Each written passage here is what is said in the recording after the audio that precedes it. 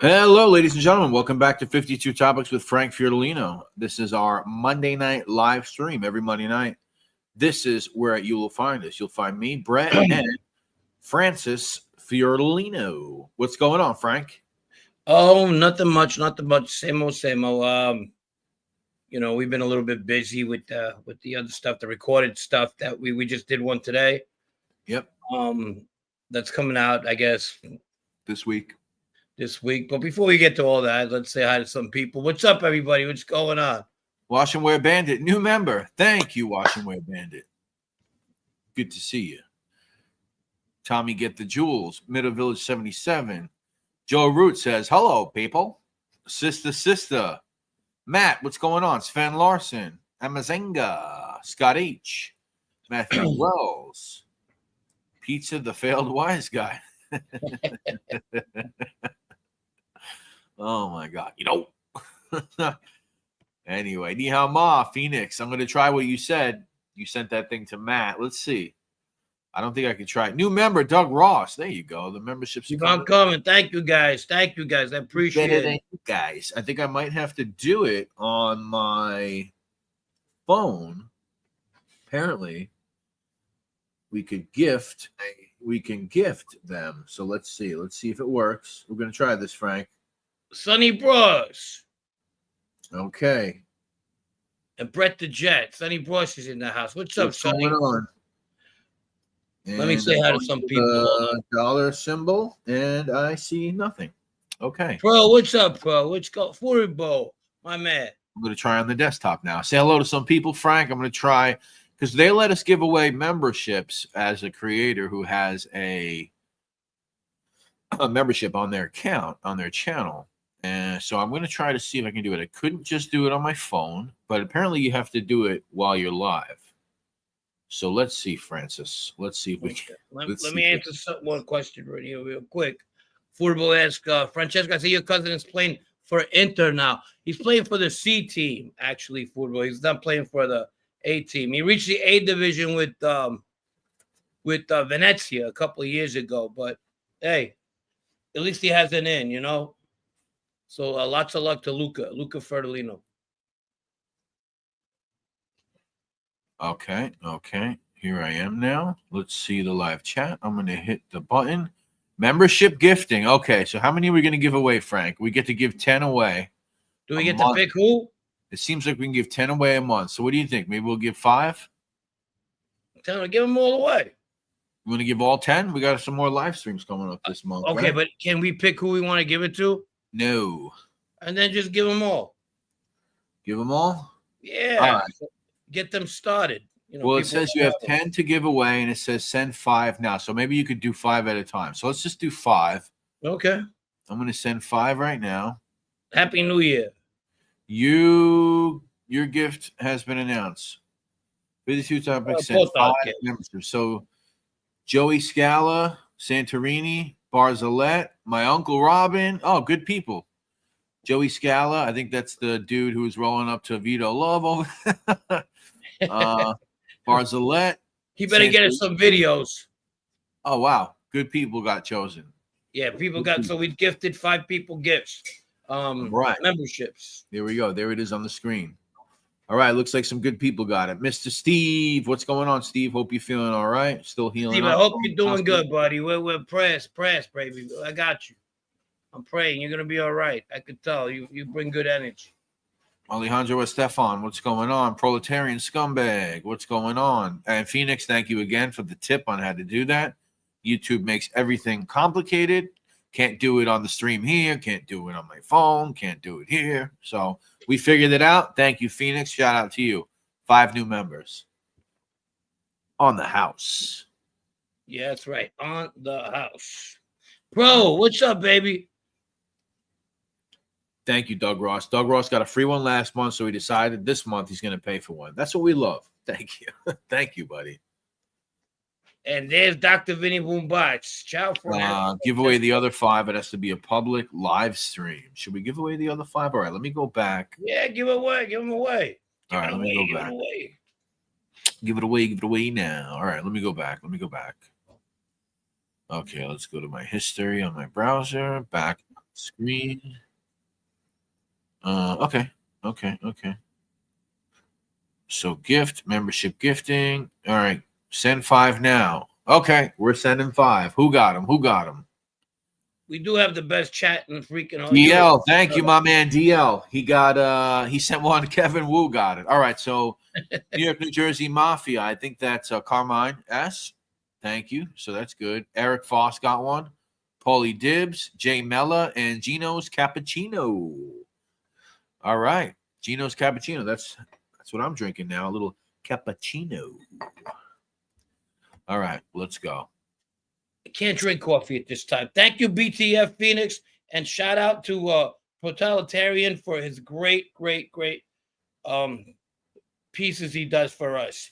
Part of the team here, and thank you so much, bro. Good stuff. Thank you, Proletarian. Yeah, trying to put them out weekly. I know Proletarian sends me, 2 at a time sometimes, but I don't want to overload. I want people to give people to absorb them throughout the week. Sure. Anyone who misses them, and then because once that community post cut's going, it's gone. So we'll keep it.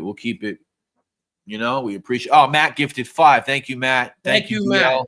Another one. Matt. Actually, speaking of Proletarian, there's something that he sent us a couple weeks back that I forgot to post that I want to share. So he had a buddy go to Castellamare del Golfo, and we got some footage over there too that he sent from his friend. His friend sent him the footage, then he sent it to us. I beautiful pictures. Edited it a little bit together. It's about 57 seconds, almost a minute. So let's look at some of this footage. So this is the town over here, huh? That gas station's still there. I remember that gas station 30 years ago. Esso. They used to have those in the U.S., I think. You asshole. That's how you say asshole. That's how you say asshole in the Sicilian. That's a Giacomo Amato. You asshole. John Massino's an asshole. Yeah. He broke in my ass. He's an asshole. Rosie Mazika, what's up, baby? Oh, Dr. Vinny Boombox, thank you so much. 20 as we look at this beautiful Castellamare. I'll look at the chat in a second.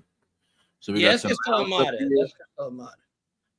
Thank you, Dr. Vinny Boombox. Gifted 20 more memberships. 20. Stop. Thank you, Doc. 20. Yes. Now you get to see the water. Holy camoli. Thank you, Vinny. Holy cannoli. 20 memberships. Mr. Wow, P, thank Mr. you, man. P You're the man. My man, Vinny. Thank you. Who's better than you, buddy? Thank you so much. Thank you, everybody, for the support, man. Much appreciated. Thank you, Vinny. With a name like that, you know, he's like that guy who says the drink. I know, you're not supposed to drink. It's actually more like a macchiato, to be honest with you. It's really not a cappuccino. It's more of a macchiato. But I know, I'm aware. Thank you. So, this reminds me, it's not too dissimilar when I was in Italy and what did we do? So we took a bus up to Lake Como from Milan. Right. It's just not too dissimilar, even like driving up on the mountains and stuff and like how everything is kind of set up on the way there. Kind of very similar look to it as far as the roads go and everything. Gotcha. Yeah. I like it. Yeah, this is so similar. Yeah, that's as you go up, obviously, the higher you go, you're going towards the mountains. And that's the beauty of my town. You got both the two worlds there. You could be in 15 minutes, you could be by the water, 15 minutes, you could be right on the mountains. So that's even when you're on the beach, you see them. It's a beautiful sight. Yeah. Very cool. Very cool. Well, there's some new people here. So let's say, hey, Rob Jean, I see you. Rob Jean. I haven't seen you in a while, man. What's going on?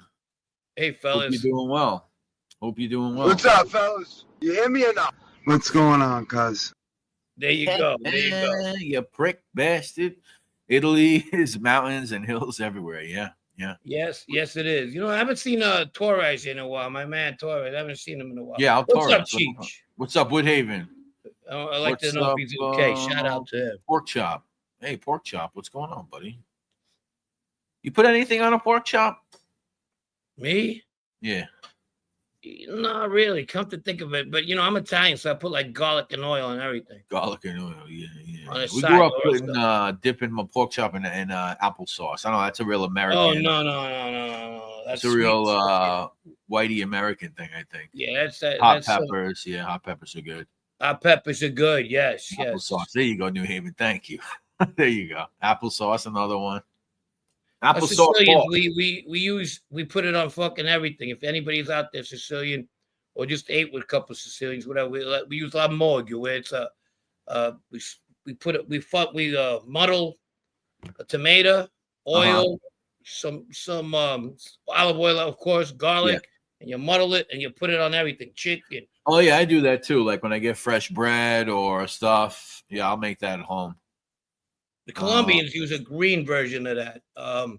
Like a verde, yeah.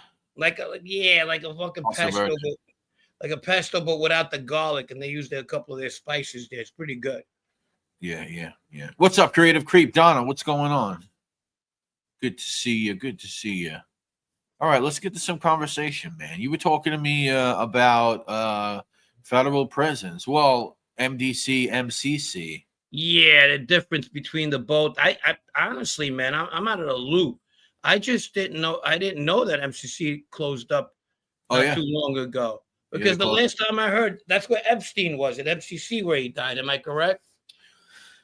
He was in MCC. Now, not long after that. Well, listen, you spent time there, right? In both places. I did time. Now, where were you in MCC, though? Okay, I was at. I'm just gonna say it because that's what I do. I was at the rat unit, and that was on the third floor. Right. So, in actuality, things might have been pretty comfortable, maybe for you guys, but as comfortable as they can be. You're in federal lockup, right? But I started realizing it a little bit more. I did the story on that guy Nicholas Tartaglione on NYC Crime Spot, and I went down a bit of an MCC rabbit hole, because he was with Epstein, locked up in there. And I started looking into the conditions. I got a bunch of pictures of what MCC was looking like, and basically, I mean, really fucking bad, dude. I mean, paint peeling, fucking yeah. I was there, third floor too. Absolutely terrible conditions, and I think that it just became a little bit too much heat. So I think they just decided to at least close it down for now. I don't know what the future lies for a building like that. It's a very menacing looking building. It is. Yeah. Draconian. Like fucking very brutalist, you can call it. Yeah. So what was it like? Roro, what's up, Roro? I just missed us saying hi to Roro. Of course.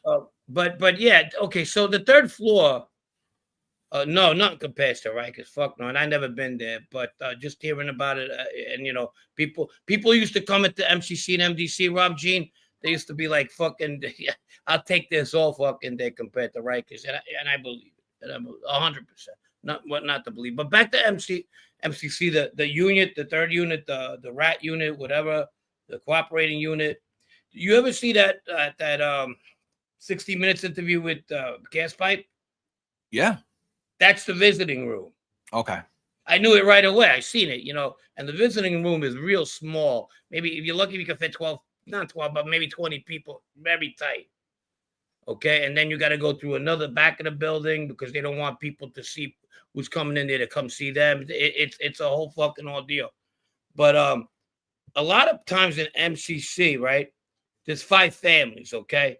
Yeah. Usually you only have 5 people there that have cooperated from other families because they don't want to put the two guys together from the same family, of course, the same case, because they're afraid they might corroborate stories. So they don't want that to happen because a defense attorney will ask, well, when did you talk to so-and-so? Or have you seen so-and-so since you cooperated, since you both cooperated? And in a case like me and Joe Messina, we're like, no, because we can't be together. They separate us. So what do you do when you have a guy like Joe Messina in New York City in the rat unit, and now the other units are full with other banana guys? Like in our cases, we had like 10 of them, right? So what do you do when Frank Fertolino, the Corby boy, comes in there, right? And Joe Messina, the boss, is in the third floor. Who are they going to make more comfortable? Who are they going to make more comfortable? Messina. Messina. Messina. So where do I go? Of course. I go in the Epstein unit, all the way in the fucking 9th floor. I gotta wait until they could rush him out of there. They're done asking him what they gotta ask, and then I go down. Luckily, it hasn't happened to me. And usually the feds are good about that. They're usually like first come, first serve. So if I'm there and another older guy comes out, they'll ask. They go, hey, do you want to switch it up? You know, he's older, like Frank Lino's upstairs. Okay. Do you want to switch it up and you go up there? It's only going to be for a couple of days. And I would say, yeah, I would say that's no problem. But that's what they do. But once you hit that floor where he was at, all I heard about the whole in MDC has a shower in it. You know, people know this stuff. So that's not bad. You have a shower in there. You know, when you're administrating segregation, so you got to count 3 floors up. That's where we were. And we were in that corner. You see the corner there? Uh-huh. We could see the courts. We could see the So courts. 3 floors from the top or from the 3 floors from the top, and then you look down and the courts are there. I see Martha Stewart's case. I seen him coming out of court and everybody chasing him. I got another photo here. Let me see. So here we got another photo here. Yeah, okay. So all the way on the right of the building, you go 3 up, like not that 1, 2, 3, and that's where you had the rat unit. Okay. Now that thin, actually, they're both like, so those are like small cells right there.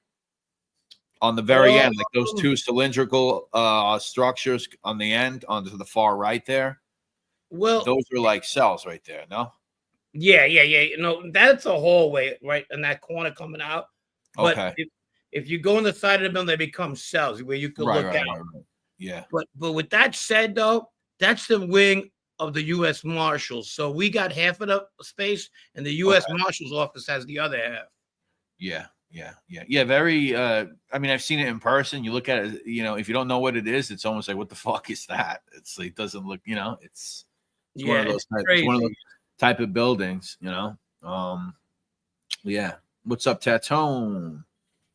Michael McDonald, Lisa Pizzatola, glad you made it. Doug Ross, Farmer. Very good. What's up, Lisa? Tatone, what's going on? Yeah, and the other case that was going on while I was there in that unit was the John Gotti Jr. unit. So I seen them coming out of there too. And it was funny because at the time, every time somebody would testify against him, they would bring him in there and then bring him back to where they had to go back to, you know, the other units. And I seen a couple of who came down at that time. Frankie Frappiano, example. I was with him for a week. And then when he was done, they take him out. And they did the same thing with me, with Joe Messino and the witnesses in that case, in the Joe Messino case.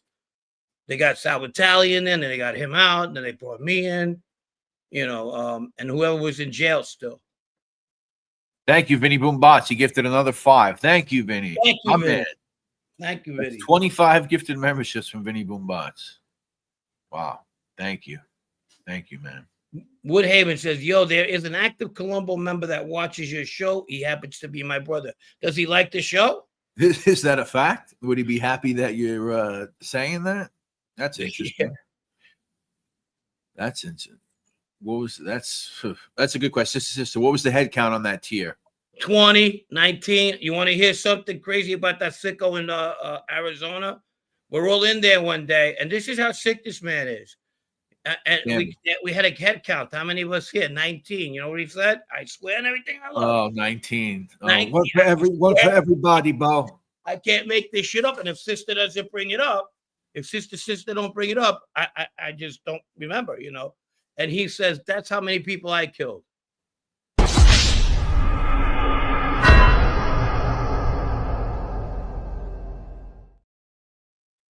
Unbelievable. Yeah, it was about 10 cells, 2 per cell. And they also had a one just in case you got in trouble, the hole inside there. But if it was like a 30-day thing, they'll send you upstairs. Wow. Yeah, he's a nutcase, Matt. Definitely a nutcase. I went in the hole when I was there, and they locked me in my cell because they already knew that they would get me out of there. I got in a fight with some Al Qaeda guy. That's another thing that was very, very bad for your mind, was that they'll put you with any fucking body, and you've got to all behave. You know. What was he there for? Homegrown. He went to Afghanistan. He trained. He went to England for a while, and then remember those England bombings, the subway ones with the they had over there. Yep. The ones they had over there.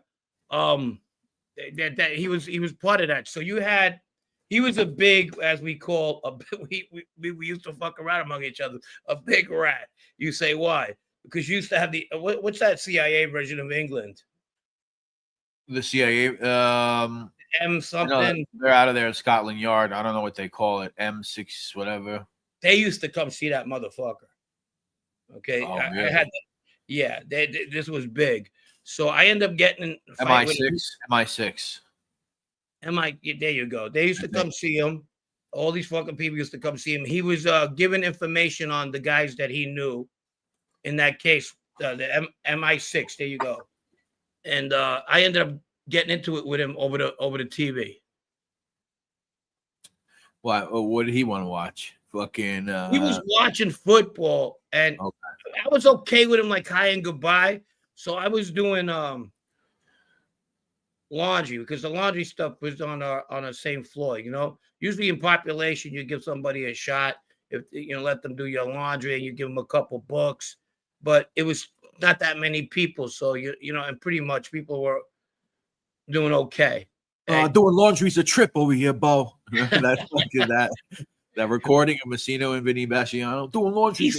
He's so stupid, that guy, that if I'm telling you, like he'll step over $1 to pick up a penny. Now he would do something like do somebody's laundry for if he thinks he can make enough money. Like a racket, he'll get another guy. We'll go half, Bo. You do it. I'll get us the people. Something like that. Like, just ridiculous like that. Like he was washing dishes inside the fucking place so he could steal food. Wow. He's that petty. Yeah, he's something wrong with him. It's like a fucking private pile. They might find a donut in his locker or something. Yeah, Michael McDonald, you should have slapped him every time. Well, I wish I could have, because they would have just. I was the first one to go. That's how I ended up in Minnesota, because he's watching football, and he went by homegrown terrorist. That's what they knew him about. His name was Baba, Babar. I don't give a fuck if the fucking government's like, why would you do it? Because I don't give a fuck. So he was watching TV. I had my slippers on. And I go, hey, fucking, why are you watching that? You don't know nothing about American sports, bozo. So I started it, okay? And he looks, he goes, what the fuck, man? What the fuck? Because they always fucked with him. But since I was smaller than the usual guy that fucked with him, I got myself in a fight right away. And we just started fucking, going at it. And he had me pretty good. And I'm not that fucking weak. I'm pretty strong. What's this guy's name? Do you remember his name? Yeah, Babar, homegrown. All right, go ahead. Continue the story. I'm gonna try to look up this guy. Yeah, so I tossed him out. We gave it to each other good, but they came in and broke us up. So they didn't put me in a hole. Beat like that, like Barbara in Fletch. Yeah. So they put us in the hole. He was born here in the United States. Grew up in Richmond Hill. He just had that fucking that whole deprogrammizing shit. They put me in the hole, but they put me in my room. So like, I said, why my room? But then like 3 days later, they go, come on, we're leaving. I go, leaving where? They go, well, you're going to Minnesota. I said, no, they didn't say that. I know the only cold place is like Minnesota. And like, it's like just Siberia. Uh-huh. They go, you got a jacket? I go, yeah, let me look in my fucking closet. I left it in my car. What the fuck? I got a jacket. What the fuck? So, they go, come on, let's go. And then they flew me to fucking Minnesota, and I was there for a couple of years. So the guy that came up right away from me was Babar Ahmed. Homegrown terrorist? No, that's not him. Homegrown. Look at homegrown terrorist. You'll find it. I found it. Because this guy was, he's born in London, England. No, homegrown terrorist. What the fuck, bro? Yeah, I don't know. I'm not sure. The other one we got is Babar Patra, Team Pakistani terrorist. I think he was Pakistani. Let me see. I gotta pull up the photo of him. Yeah, he grew up in fucking Kew Gardens, not Kew Gardens, No, this is another one. Richmond Hill. Yeah, I'm not sure. His wife used to come in dressed up and all covered up and shit. Yeah, I can't find it. I can't find it. The one I remember too was actually Netflix did a whole story on him as part of one of their series too. It wasn't that guy though, right? With the No, I found it already. I looked already. It's out there for sure. Matter of fact, by next show we'll have it. Not because I don't want to leave people out there. Was I in Sandstone, Minnesota? Yes, Washington. Where? Sandstone, Minnesota. Yeah. What's up, Joe Root? Chris Archuleta, what's going on, man? I haven't seen you in a while. You know who was in Sandstone, Minnesota? Not when I was there, but he was in the regular population. It's a low. We'll do a trivia. Had a sitcom, pretty popular. Did 7 years for drug dealing.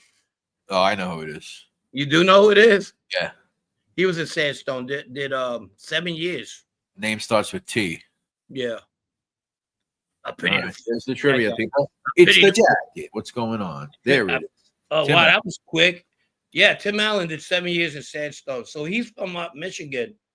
So I guess like anywhere else, if you're not really high profile, then and you get in trouble with the feds, they try to keep you closer to your family. The irony of my hatred of terrorists is I'm on America's watch list because I got dragged into the fake Michigan government. Did you get dragged into that Whitmer plot, McDonald? Really? Yeah, that was totally fucking government contrived, huh? That was a wild one. I don't want to talk too much about it, but that's wild if you are. Actually, I saw that the FBI archive website released the FBI files not too long ago on the Whitmer kidnap plot. Can't say that I looked at them, but wow, that was a big bad one, FBI. Well, let's not talk about that. Did you see the Carlos Lader interview with Michael Franchise? I did not. I did not see it. I thought he only had one. I didn't know he did one with Michael. I saw the one with that guy. What's his name? Lone Grillo or something from England. That was the first one that had popped up. Franchise? I don't know. I heard Nadeau was going after a couple of people that wouldn't be on his show anymore. Nadeau's what?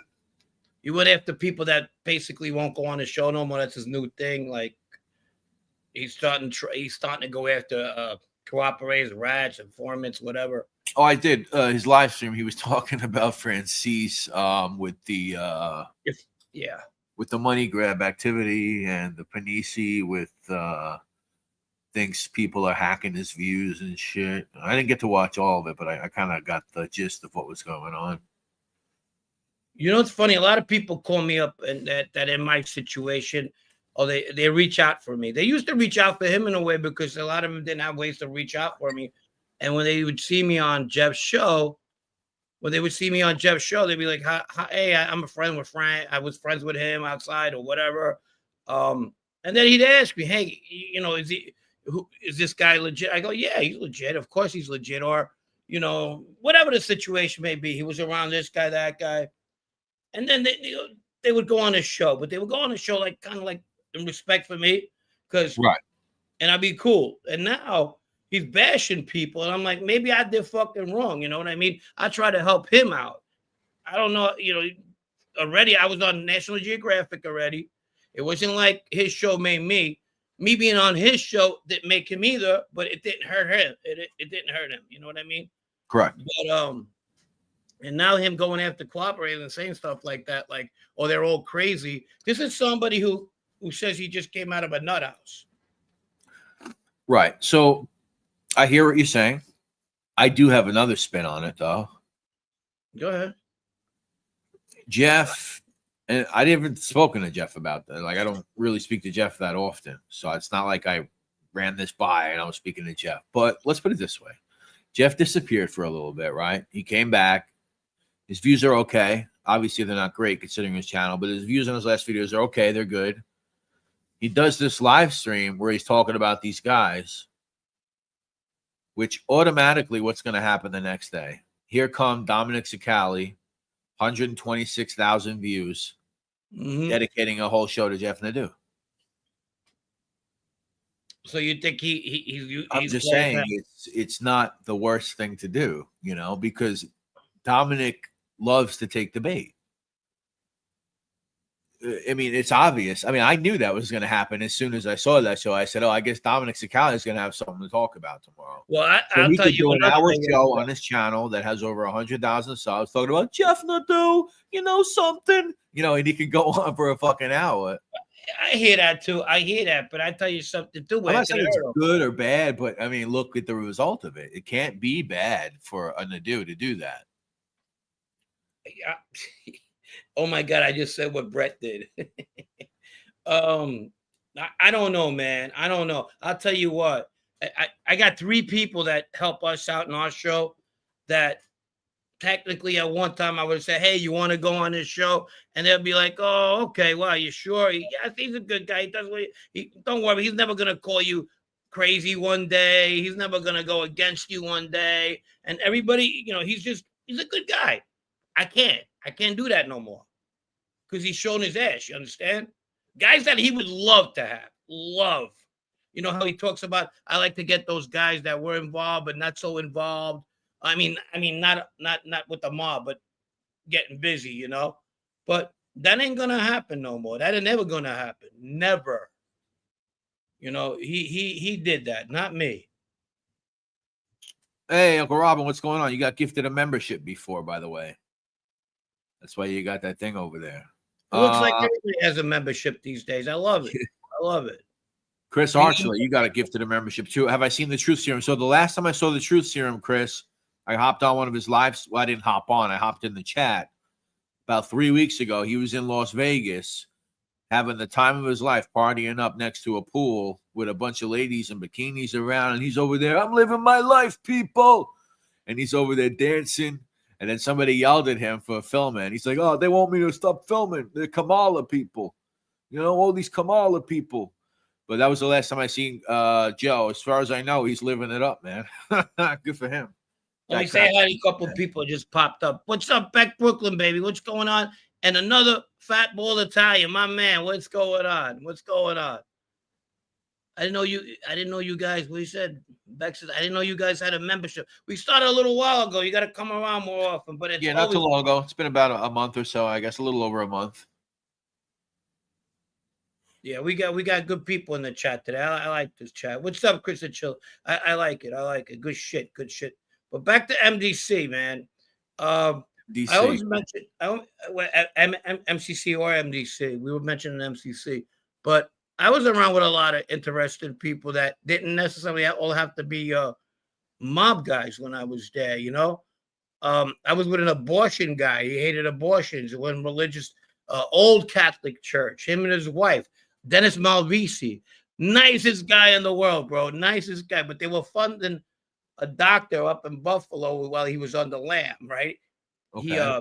He killed a doctor. He killed an abortion doctor over there, and they were all about it. They were so adamant, and they wouldn't give this guy up. And not only that, I'm talking about, you want to talk about loyalty. They lost their kids over it. Really? They lost their kids over it while they both were sitting in MDC. The wife told the judge, go fuck yourself. And they took them both in. Then you would get them one-on-one. The most nicest people in the world. The guy was, every time he ate, grace. He'd been fighting that. He told me because Alley Boy was on our unit, you know, where we all were. He said he's gotten in trouble before for the same shit, actually blowing up an abortion clinic back in the day. This was this Malvasi guy? Yeah. And he was in him jail. Right here? Let me pull it up. Hold on. Yes, that is right there. St. Paul University. So there's one with his wife too. So him and his wife, huh? Got arrested. Yeah, they lost their fucking kids. Wow. Yeah, they lost their kids, but they got found. Ready for this? We read it in the ticker, and he came home. He came back to the unit, and by the next 2 days, he was out. They found him not guilty. Really? Yeah. He was in jail. Back to Alley Boy. He was in jail with Carmine Persico back in the day. So he been doing this fucking shit forever. So they were harboring. They were harboring one of these. They were harboring this fucking guy that killed a doctor up in Buffalo. Abortion terrorist type dudes. Yeah, and the wife was a ballsy woman. She told the judge, "Go fuck yourself," when they denied them bail, and the foster people took their kids, and this is when you get people that religions are very dangerous too, man. We seen it at 9/11, right? And if it makes you a better person, so be it. But sometimes they were willing to lose their kids to make sure that people ain't aborting. Right. Crazy. Yeah, I mean, there's been some guys attached to that thing. I think Eric Rudolph, the Atlanta bomber, he was being harbored, possibly held. He was with that what's that organization? Army of God, I believe it was called. They were like extreme anti-abortion terrorists. I believe they called themselves the Army of God, and Eric Rudolph was kind of mixed in with that somehow. I don't remember exactly, but he was definitely mixed up in that somehow. I believe Army of God has a website still active. That's crazy, Robin. Eric Rudolph actually actively contributes to an Army of God website, if I'm not mistaken. Yeah, Robin. I don't have a dog in the fight. Yeah, Eric Rudolph. I remember that whole fucking thing. I don't have a dog in the fight. I'm just giving you a narrative of what I heard and what I thought these people were only the ones on TV. I didn't know that somebody would risk their kids for to make sure that other kids weren't getting aborted. I don't know. I'm for women's choice here. I'm not advocating here. I'm just telling the story. Well, he is too. But I don't know. Maybe he wrote it wrong, because he's definitely not. Yeah. No, I'm not saying. I want people to know that I'm with whatever. I'm with people. Yeah, Chris, that was a Richard Jewell situation. That is correct. Yeah. What's up, Carlos? Good to see you. Carlos, what's up, baby? I was at Olympic Park minutes after Rudolph set the bomb at the Olympics in Atlanta. We just left the park. Wow. So you escaped a terrorist attack too, Scott, huh? I escaped too. That's crazy. Did I tell you, I seen a picture of people on the Twin Towers in September 10th? Yeah. The picture. Yeah. Creepy photos. You ever see that on TikTok? Yeah. That was crazy. Scott H, what's up, man? I hate to miss anybody. I hate that shit. I like to collect like old ephemera. I have a lot of weird stuff, especially like a lot of newspapers that came out the day after 9/11. I have like every one, New York Post, Daily News. I have all that stuff. But there's a vintage it's worth a few bucks now. There's a vintage Twin Towers brochure. I'm going to bring it up. I actually have one of them as a copy. And it's one of those weird things. I'll bring it up, because I'm not going to go get mine, but I'll bring it up. Yeah. Hey, do I come out dark? Not dark as a person, but dark to you guys out there? Or I got enough light over here. I need more lights. What the hell's going on? So this is one of those things too. No, you look good. You look fine. This is one of those things that now you see people post it every once in a while, creepy things. And like last I checked, they were going for a few dollars. So this is an old brochure for Twin Towers, the closest some of us will ever get to heaven. And it's got the World Trade Center, and it's a bunch of things. So because of that language, that's become like a weird collector's item. It's like a weird, ooh, whoa. Yeah, that's crazy. I think that's just using for. I mean, they're selling it. They're making money. I have never watched. No, that came out fucking. That's like from the 80s or something. No, that's vintage. No, you got to get those on the secondary. This vintage. This is like early 80s or something. Yeah, that's something else. Yeah, no, they ain't selling that now, trying to be cute and shit. Yeah, you had some of these scumbag mobsters were making money after fucking. Yes. The wrong way. You know what I mean? Yeah. Hey, hold on. Sometimes I bash the NYPD and shit like that for stuff that I went through or whatever. Not always, but there's a lot of good NYPD people out there, and the FDNY they did their part. They seen a lot of bad things on that day, and I salute you guys and I respect you. Thank you for being there. There's good cops too. It's just that I got to see a couple of assholes. You know what I mean? Yeah, it's always good. There's the good and bad with everything, you know. Exactly. Exactly. We were a city that day. We worked together. I still can't watch a fucking September 11th movie, like a documentary. And sometimes I'm I'm going through TikTok or whatever the fuck it is, the shorts, and they'll show like somebody on a building, and now they put a face to it. That's so and so. I'm Right. like, what bro, I don't need to fucking know that shit. Now you're making me more. You just ruined my fucking day. I know. Yeah, I avoid that stuff too, as we spoke about recently. I try to avoid that stuff. Yeah, But you know what I was saying before, as far as like these homegrown type terrorists. Now I don't know if this guy was born in the United States, but he was living in Whitestone, probably like a few blocks from where I grew up. And I want to say sometime between 2005 and 2010. I don't know, somewhere in there. Netflix did a whole thing on it. It was a part of a series they did. And this guy had plans of bombing, blowing shit up, and he ended up in a fucking police chase on the Whitestone Expressway. And before he fucking crashed his whole vehicle and shit, but he was living in Whitestone at the time. I forget his name, but yeah, check Netflix, you find it. Yeah, war and terrorism is fucking horrible. 2 weeks after it happened, I bought a 53-foot trailer load of Poland spring water to the site. It was incredible. I got a police escort. Wow, good for you, Dave. That's what's up. That's beautiful, man. That right there is beautiful. Yeah. That's good. Thank you, Dave. I mean, that's thank you. You know, it's fucking crazy. Check out the 1979 Supertramp album cover for Breakfast in America. Oh, that's one of the best albums. Yeah, it's a little creepy with the woman. She's a waitress and she's looking up. I never noticed that with Dr. Vinny Boombach, but I know the album you're talking about.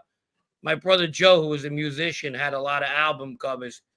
And before I even knew who was involved with the music, I used to look at the covers. But that's a great album, 1979.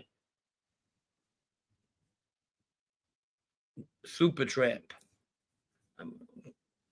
So what we got here? So we're talking about MDC people that weren't, we always talk about gangsters and stuff like that. But there was a Christopher Rackencourt. Oh, there you go.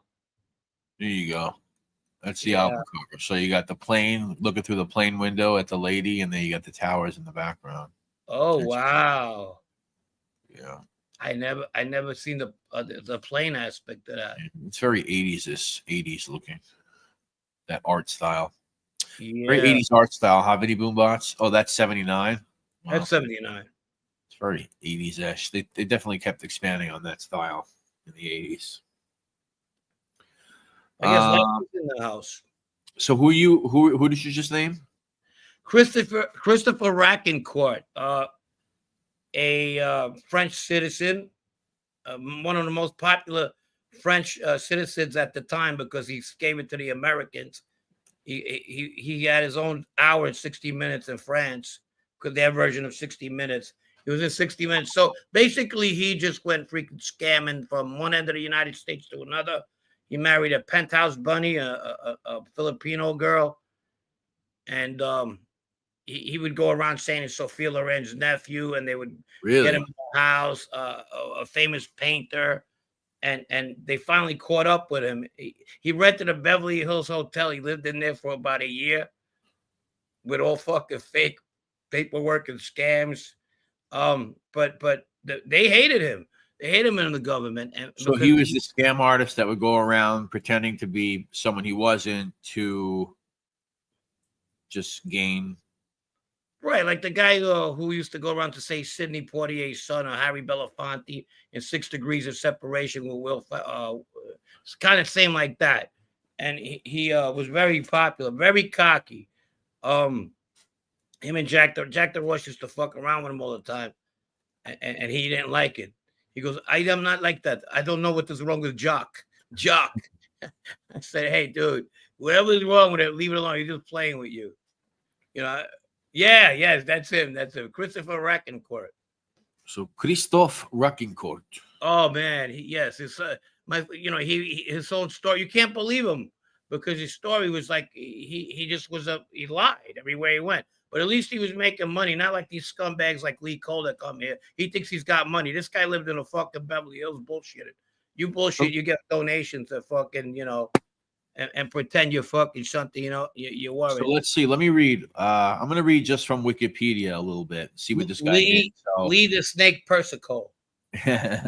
So his first big con was made in Paris, where he faked the deed to a property that he did not own, which he then sold for $1.4 million. That's pretty funny. Making his way to the U.S., Rocking Court used at least a dozen aliases and got the rich and powerful to invest in his schemes.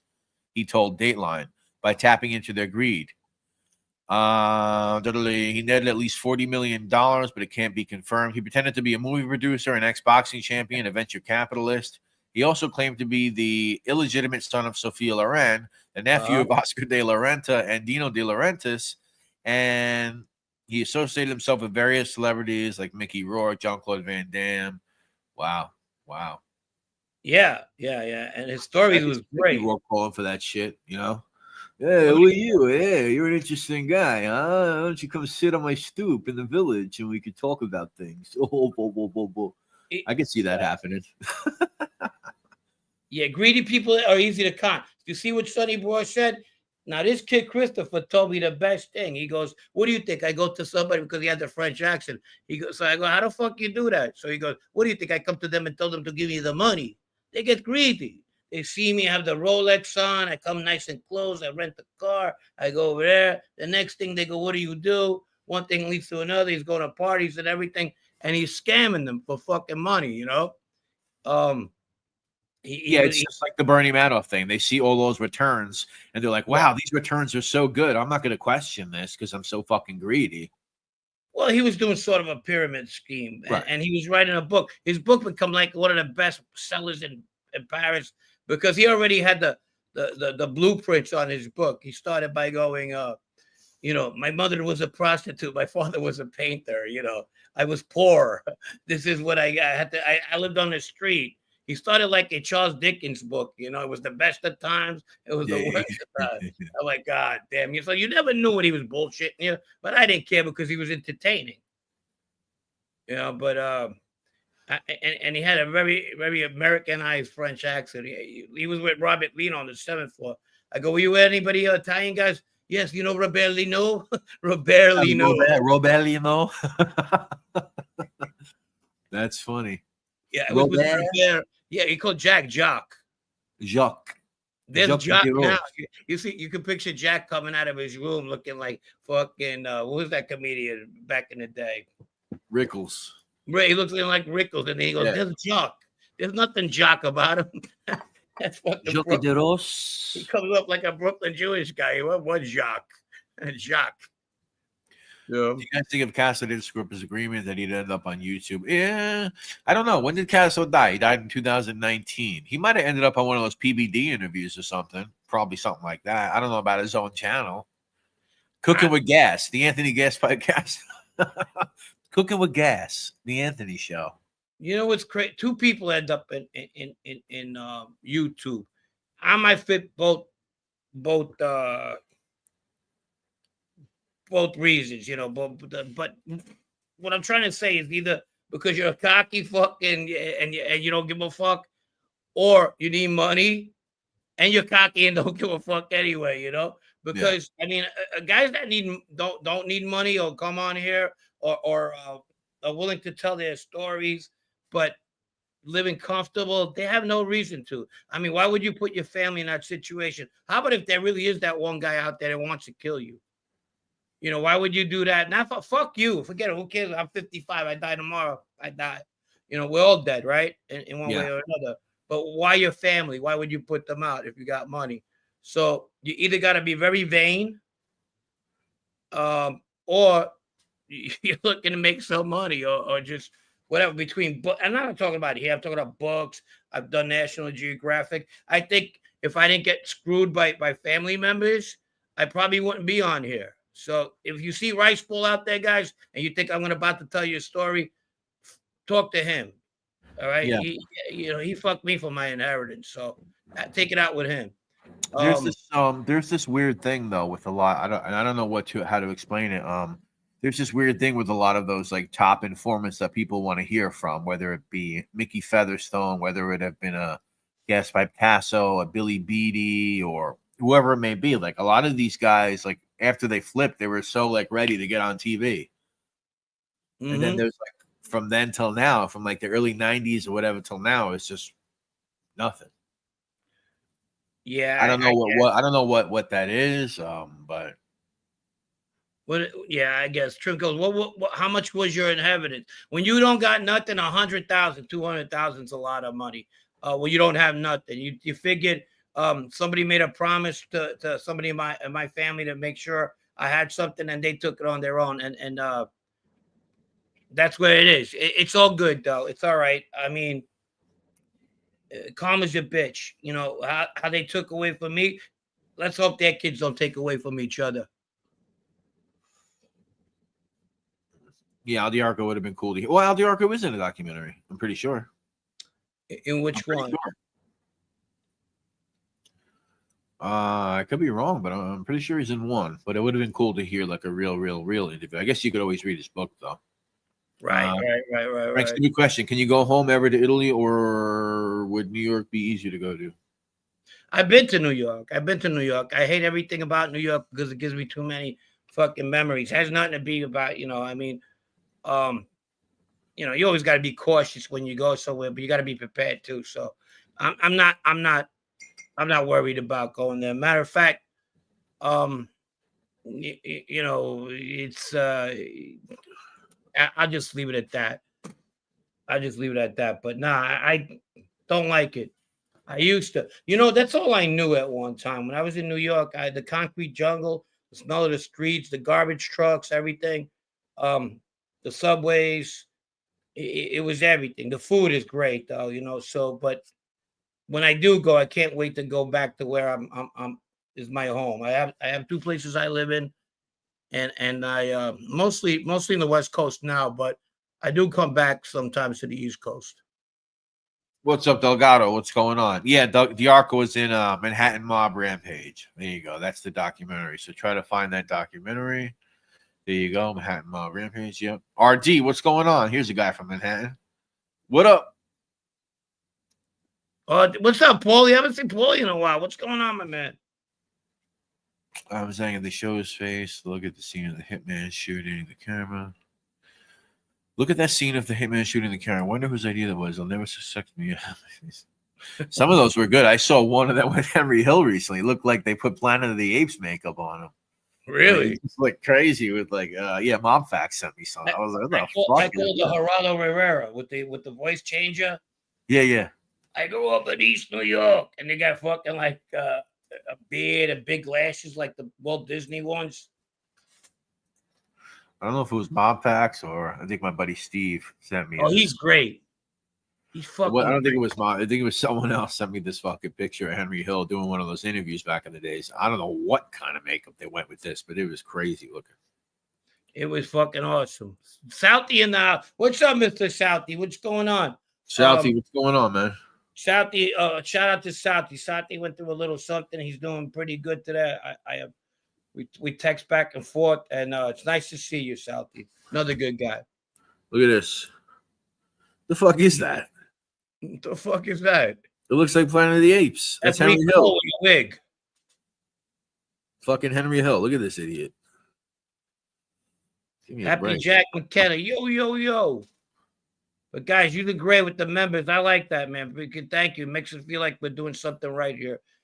And 52 Topic Nation, thanks you. He's all part of it. So we had other people talk about wigs. That's another guy I was in MDC with, Bobby Spinelli. Yeah. The Lucchese. Yeah, he was in it. He got 10 years for that. They took that attempt on that woman, Pete Facciotto's sister. Yeah. And his brother got the brunt of it. He got a lot of years, 27, 30 years. Which Spinelli brother? That was Patricia Capozzalo who they shot, his sister. What brother were you in there with? I was with Bobby. Okay. Another guy. The other one's Mike. But I like Bobby. Frank, do a cooking show called 52 Toppings. Yeah. Somebody put down 52 cheeseburgers, because they thought I was getting too fucking fat. What's up, Lefty? And the other brother's Mike, right? Mike's the older one that got made in the bathroom. Oh yeah. That's not the guy that's like all into yoga now, right? Didn't I didn't get the I think memo he was in the on news. that one. Like, he's a I didn't yoga get the guy. memo. He's out of jail. I don't know. I don't know if he was trying to get. I think it's him. Let me see. I don't know why I'm looking this up, but Mike Spinelli, yoga. Yeah, he's like a yoga master or some shit. Yeah, so he was let out in 2020, I think. Mike Spinelli, who Casey Gangster, who masterminded the attempt to murder Instagram, was released from prison Tuesday due to coronavirus concerns. He has dreams of building life as peace as an old man, trying to help people with the few years he has left by teaching yoga and spending time with his family. He's like a yoga fucking connoisseur.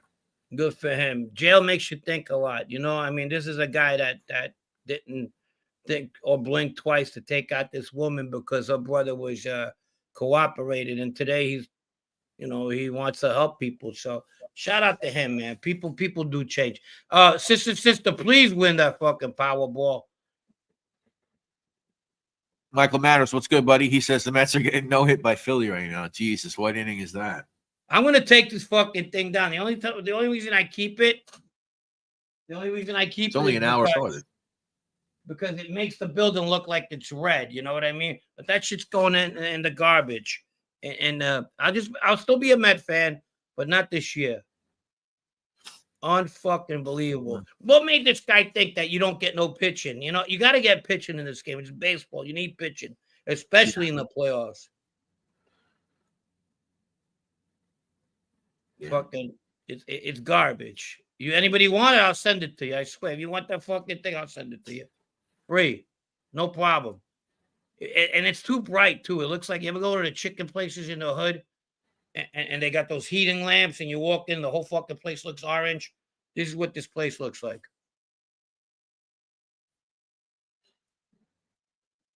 Well, what are you doing? I don't know if you're freezing or I'm freezing. I don't know if I'm freezing or you're freezing, but you cut it out. You. I got the heat. Is it possible? Is it possible to have Frank and Pete to pick at the same? I don't know. That's a tough question. I might be asking a lot because I appreciate the guy. I like the guy a lot, but that's kind of like his show. And if the guy don't want to do it, I don't blame him. Did you hear about how Bobby Spinelli got screwed out of $1 million by Manny Madonna? I saw Panisi talking about that. Yeah, I've only heard that from Panisi, so I guess I don't know what to say about it. I take that with a. He also claimed that he had a 65 IQ, to get a 10-year sentence. Is that right? Bobby does not have a 65. He's pretty sharp. He's not dumb. He has issues, had issues outside, but Bobby's not a dumb guy at all. He goes to me. He was talking to me. He goes, where you come from? He goes, I'm coming from the pad now. He goes, which one? I think it was like, where's Tommy Karate? Lewisburg at that one time, or Allen? Probably. I don't know where he is now, but yeah, they were there together. He goes, yeah, you're gonna like it. He goes, you're out of your fucking mind. He goes to me. He goes, you guys get along real good. I wasn't happy about that. Oh my God. But he did tell me that while they were there, Tommy Karate, and it could happen to anybody. Anybody could got. He got into a fight with this big black guy. The guy laid him out.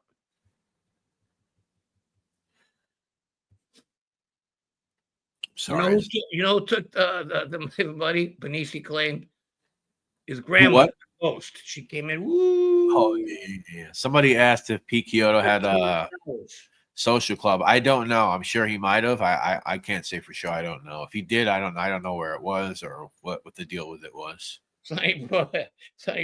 Yeah, the ghost took the money. She came in and said, I'll take that fucking money. Stevie, Brett, you mentioned Featherstone. I'm surprised no Westies or Westies hangers-ons have not served on. So, if you go to a podcast called Later Days that was put out by a guy by the name of Joe Paletto, you could go on Spotify and find it. He did a 4-part interview with Billy Beatty a couple of years back, not long before Billy Beatty died. It's about a 4-part interview. So I think you should check that out. That's the last I heard from any Westie, was that surfacing of Beatty out of nowhere. I don't know how the guy Paletto knew him. I don't know anything about that, but check it out. Go to Spotify, Later Days podcast, Billy Beatty. So that's the last I heard. I'm surprised myself. I don't know. I don't know Featherstone. I don't know what's going on. But yeah. We got. It's an audio though, Paulie Dibbs. It's audio. It's not video. Sicily to America. Frank and Brett, good evening. What's going on, man? Good evening. Good evening. Good evening. Now, how many people we got on tonight? 136. Oh wow. It's crazy. I'm looking at all these chats. I'm so glad that we got members, our memberships. This what do we say? Wednesday or Thursday, we got a really good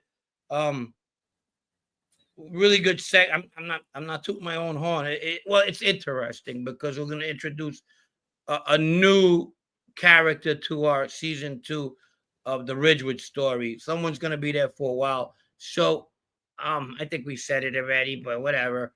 And I hope you guys enjoy it. It gets a little bit of what you got. If you like that kind of stuff, I sound like OC Shorts. Feel free to subscribe if you like that sort of thing. Yeah. So, shout out to OC Shorts. It's going to be pretty interesting. Where is Pete now? Pete the Pick? I don't know. He was on my show the other night. Yeah, so Pete Chiodo apparently did have a bar in Manhattan called the Home Bar, Paulie Dibbs. It was called the Home Bar. Apparently a well-known bar uptown. John Lennon hung out there. There's even a picture of Lennon with the Home Bar shirt floating around there. I don't know the extent of Pete Chiodo's ownership of that bar. The only evidence I've ever seen is some random article I read about it. I looked into it before, if this is the place you're talking about, the Home Bar. I even found a Home Bar Facebook page, and I was snooping in there to see if there was any mention of Pete, people that used to hang out there, people that used to work there. Didn't see anything there. I was tempted to write in there to see if anybody knew him, but I don't know. I haven't found much on that, but could be true. If anybody knows, let me know. Yeah. So we were back at MDC, right? Now MDC. So we were talking about MCC. MCC. Yeah. Now MDC too. You were in Brooklyn, MDC, right? Yeah, MDC is where I met Rackencourt. Rackencourt didn't tell. That was MDC. Okay. Yeah, he didn't have nobody to tell on. Was he fucking going to tell on? You know, Sophia Loren, his imaginary aunt. Yeah. Who do you tell on? I don't know. The girl. What do you think about this question? And would Frank consider joining? Why would I consider joining Loman? Come on, man. I probably fucking. You can't put me in the same room with that guy. I always get confused. What's MDC? Yeah, MDC Brooklyn, MCC Manhattan. Okay. Yeah, MDC for the Eastern District, and MCC used to be technically for the Southern District. That's how it would go down. And if you got arrested in Staten Island, that's the other thing about MDC. You're gonna love this. You ready? You're gonna love it. You're gonna love it. So MDC, their jurisdiction is Staten Island, Long Island. Not always. Long Island has NASA too. No, it has a federal place over there, but that's a holding. Queens and Brooklyn. Now, where's the airports in? They're in Queens, and we used to get the mules, bro. We used to get the fuck. I mean, we had Nigerians, Colombians, fucking everything. You named it. We had countries that I didn't even know existed. Togo, the one that's with the N word, but you can't. It's not pronounced the same. You're from where? You know what I mean? So you had Jamaicans, and they used to go to fucking the airport. Same story. They had to meet somebody, but that guy never showed up, and they would bring him in there. For the most part, they didn't talk. At one time, you know, when you were a mule, it was a mandatory minimum back in the day, 10 years. 10 fucking years. But some of these countries, these jails were better than their house. They were fed. It was clean. This is true. You know, they were like, holy shit. Not every case. How about the people like drugs is one thing. How about like, you get people like from these weird African countries like smuggling in fucking bushmeat and shit. They smuggle in like that. That's a big fucking problem because they don't want any of that substance touching any fucking food or anything in this country. So does that become federal too? You sneak in a couple of fucking monkey brains or some shit? I would assume so. If it's illegal and you're sneaking into the country, it's right. To the airplane, yeah. But bro, Joe let me Root, tell you, thank you, buddy. Crazy, and like the Nigerians would make this fucking concoction of they did get this like the farina, right? Yeah. And they would throw a whole bunch of mackerel fish on it, slap it up, and they would eat it, bro. And they were all named Prince and King, and they all have these fucking names, But it was crazy. It was kind of fun. $4.99 from Joe Root. Thank you, buddy. Shout out you. Thank you. Yeah, no, it was that it was entertaining. I found, like I said before, I found jail fun. It's just like I got pissed for like 2 seconds, and somebody pissed me really bad. I was okay. I wasn't like fucking. I wasn't blowing snot bubbles. I wasn't growing a beard because my girlfriend wasn't coming to fucking see me. I didn't give a fuck if she did or she didn't. I didn't care. Matter of fact, everything I wanted at one time, I had there. I was starting to get recognized because these guys liked me. And the one person that bothered played his cards right. Well, back to me then. What we got? Lefty's got a comment for you there. Can you read it? Oh yeah, I'll try. Frank, just Jeff proof your house and don't install a doggy door to be safe. I hear Lee told Jeff if he wants to be made member of the Florida family, he's got to make his bones with you. Stay safe. Thanks, Left. I'm fucking like kind of privileged. Yeah, I went to his neighborhood. He said he called me a rat, and I looked into his fucking history and find out he was a rat. Not only a rat, he did it without Vaseline. That's an old phrase. He wasn't in trouble. He went into a fucking doggy door, and him and his friends stole a whole bunch of DVDs. So he volunteered to give information to a detective that we looked up with help of Kasparosa, if he's out there. He was the leading investigator in this. So I said, well, you know what? I go around that place sometimes because when I go back to the East Coast, I have family around that neck of the woods. So I said, I want to go pay him a visit. So I did. He tells everybody he's from Rhode Island. I'm talking about Jeff Lohman. Tells everybody he's from Pennsylvania. He calls himself Jeff Canarsie. I found out he was an Elvis impersonator. Never fucking cracked a grape. Never did anything. Oh, yeah, he had family in Rhode Island. So I said, let me go visit, see what he was about. So I got together with one of his friends. And Jared Ham, if you're out there, shout out to Jared Ham back in Virginia Beach. So I went to his high school and we took his yearbook, and he looked like fucking E.T. in these yearbooks. That little fucking face. He wasn't in Rhode Island. He wasn't in Philadelphia. And to make matters worse, he wasn't a kid when he robbed this place. Like his lawyer. I'm not going to mention his lawyer because we're cool right now. His lawyer mentioned that, he was only 23 years old. He was no rat. He just made a bad choice. Dude, when I was 23, I made the worst choice of my life. I killed somebody. He wasn't a kid. He was a stupid fucking suburban, spoiled brat. Never was anything else in that. And that's it. So there's my Jeff Lohman story. And we had fun when I was in his neighborhood. We even went to the doggy door. I took a picture of where he went in. And he didn't like that. But he Soto 347, new member. Thank you, Soto. Soto joined up.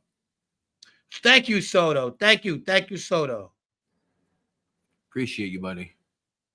Frank inducts members into La Poser Nostra. They're not prick fingers. Frank will call him a prick and give him a finger. That's funny.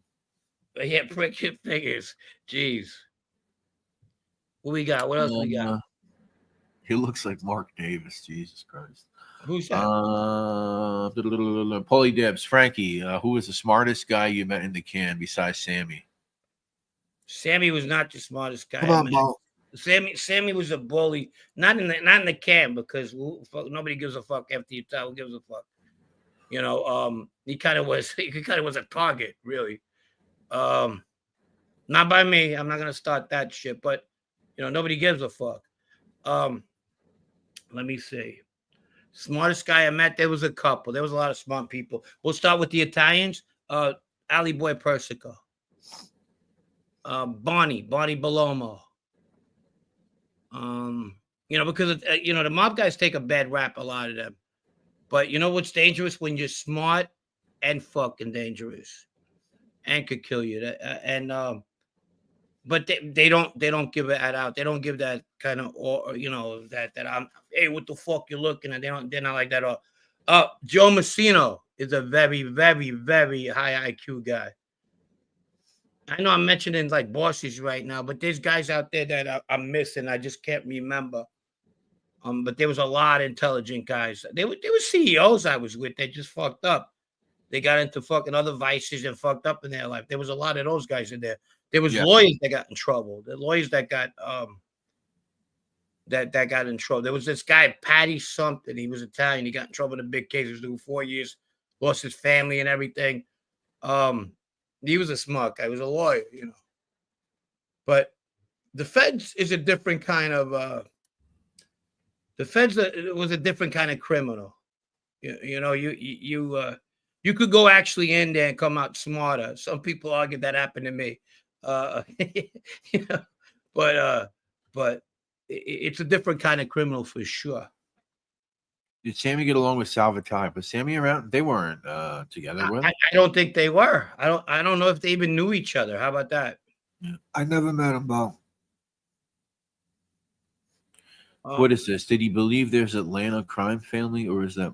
Did he really believe? Yeah, he did a show in Atlanta crime family. What? Yeah, he comes up with so much bullshit. He invents stuff. And you're talking about? Oh, I get it. Yeah, that's we're back on that idiot. That we don't even need to mention him. What was Bonnie like? Approachable, very approachable, very good. Once he knew who you were, though, it wasn't like he didn't know that I wasn't around people. He knew, so he approached me. When I met him, he asked me if I was Italian. I because I don't look Italian, you know. And I said, yeah, I'm Sicilian. He goes, I know. Baldo was telling me because you seen him on the other side. I go, yeah, we're from the same town. He goes, I'm Sicilian. I go, wait. He told me He told me he was born there, and that he was from Corleone. Okay. And after that, it was all just regular talk. Like, hey, how's it going? How's everything? Wasn't about the kids or nothing like that. Like his kids, when you see when they were here, they were there. He would point at them as they're leaving. He goes, they were this big, and now look how big they got. Like I was in here for so long. Kind of good stuff. He didn't. You know, then you got guys who want to talk about the mob all fucking day.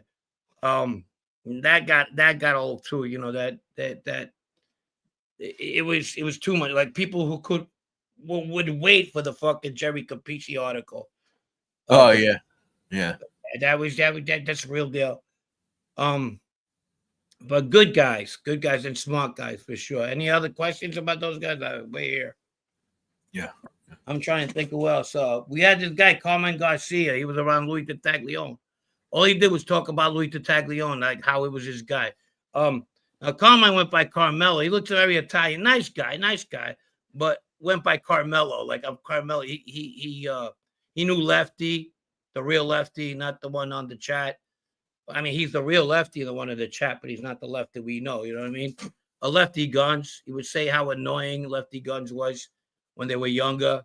He always had to make it a point that he was somebody, but they kind of figured him out too. He'd be at dice games. He'd always tell them respect. I remember Carmine telling me that. Yeah, he was around Louis. So after a while, we all just fucking every time we say we're like Louis. Yeah. And not to know that Louis ended up fucking cooperating. It must have broke his fucking heart. He liked that Louis a lot. But he was a Basque. Basque. Oh, down Spain over there. Yeah, he liked the mob stuff. He liked to talk about the mob stuff. I know Joey Beck. I know this guy, John the Blonde. Joe Beck, huh? Wow. Yeah. This the Blonde and whatever. I was like, yeah, he was an older guy, you know. You gotta be old. I mean, if you knew Joe Beck from the street. He was old. He was old. Like as a kid, he was always in Manhattan. Oh, that makes sense. Yeah, he was in Manhattan. No, he was a Manhattan guy, and then they ended up getting close with Louis, and then you used to do things for Louis. A money guy too. He had a young girlfriend, right? His wife, they weren't together no more. She used to bring the kid over there. He was a good guy. I liked him. We almost got into it one time because somebody said something, and then I had told him, and he had told somebody else that what I told him, and I did confront him. And he's a tough guy too, but you gotta do that sometimes. We sorted out. His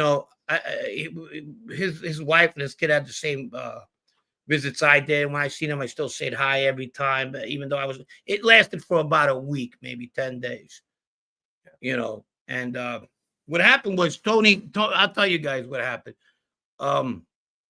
Graziano told me, hey, um, I was in these meetings that every time now I'm around these guys for about a year. Anthony Graziano, TG, goes, Frank, they will look into the straighten you out. I said, I listen, Tony, no, I don't think it was me. It was probably my older brother, I said. You know what I mean? I know it's all, he goes, and I told him, and I told fucking, because we had a little conversation, but I didn't do it to make myself. Matter of fact, I was denying. I go, I think he's talking because Joe had told TG, and TG then came back to me and said, no, and said, you know that, right? I said, no, I didn't know that because it never been mentioned to me, and I didn't know it. Yeah. But I think, and technically it would be my brother's turn, not mine. You know what I mean? My older brother. So that he said something to somebody. And I got pissed over it, and I did my fault, but I did confront them. But after that, we became cool with each other. I hear that he was a little bit more involved now than usual, but yeah. Couple more questions. Paulie Dibs, you ever meet or know Tommy Shots? If so, what was he like? No, I've seen him, of course. Well, I never met him. He had, we said this already, that Fagin presence. Like whenever like for example, at my cousin Dino's wedding, they all flocked towards him, and he enjoyed it. He liked it. You could tell. He had a cane at the time. I don't know what happened, but he had a cane at the time. So that's the kind of vibe he gave. Then you get some guy like Baldo, not at all.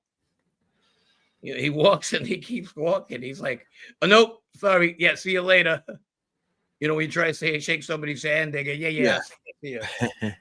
Proletarian says, did Barney have a killer aura? Some people can't hide it even when they try. No. He had a respectable man aura. It didn't come off as a punk, but didn't wasn't the typical Italian American, Bensonhurst, Brooklyn. Want you to know that he's a gangster. No, he doesn't come off like that at all. Joe Beck. I don't know. I assume Joe Beck Di Palermo. That's what I assume. Yeah, that's what he said. Joe the Block. I don't know. I used to fucking mention that. I'm not a unless it's look, if it's not people that I know or came across in my life or even met at one time, I'm not the historian type, or even engage. I should have, because you guys, I would have made your show a lot better, and I would have found out a lot more, back then. But I wasn't that guy. Vito Grimaldi used to sit in his office, and we used to talk about guys, not criminally now. Remember that. And we used to talk about guys from back in the neighborhood. And he mentioned this guy, Di Maria. He'll mention this guy, Buster, Morales. And I'd be like, can I go? And I loved the man. I loved it. I did. I truly, truly did. Nothing phony at that time with me about it, and I believe he loved me too at the time. So it was just, but back to like the history part about it. When we went to those guys, the mobologist. Yeah. Do you remember what else he said? I said, no, I was fucking probably hungover and wanted to go home. Gus Ferracci, you haven't met that guy, right? No. Do I have any Gus Faraci stories from people who knew Gus Faraci? I have Louis Tuzio stories because obviously my co-defendant killed him. You know, Yeah. yeah, they didn't like him. They said, and his mom was like one of those mob wives. You know, my boy, he never did anything wrong. Is that right? Yeah, she looked just like her son. Lisa's back. She says, "Sorry, I've been quiet. I fell into a rabbit hole of documents of Castellamarisi from Spain in the 1640s." Wow, she goes way back, Lisa. Well, that's when my mom's side of the family came to Sicily. That I could go back to. They are from Spain. Frank Salemi. Oh, Frank Salemi was great. He was funny, grouchy old guy. He would have made a good sitcom guy. I loved Frank. Frank was good. He hated New York teams, not New Yorkers. He had everything about New York when it came to sports. Your fucking Mets, they suck. He used to tell me. I go, yeah, but I didn't tell my Yankees, but the Yankees bust your ass. Oh, he poor guy. He was white. So that was the year.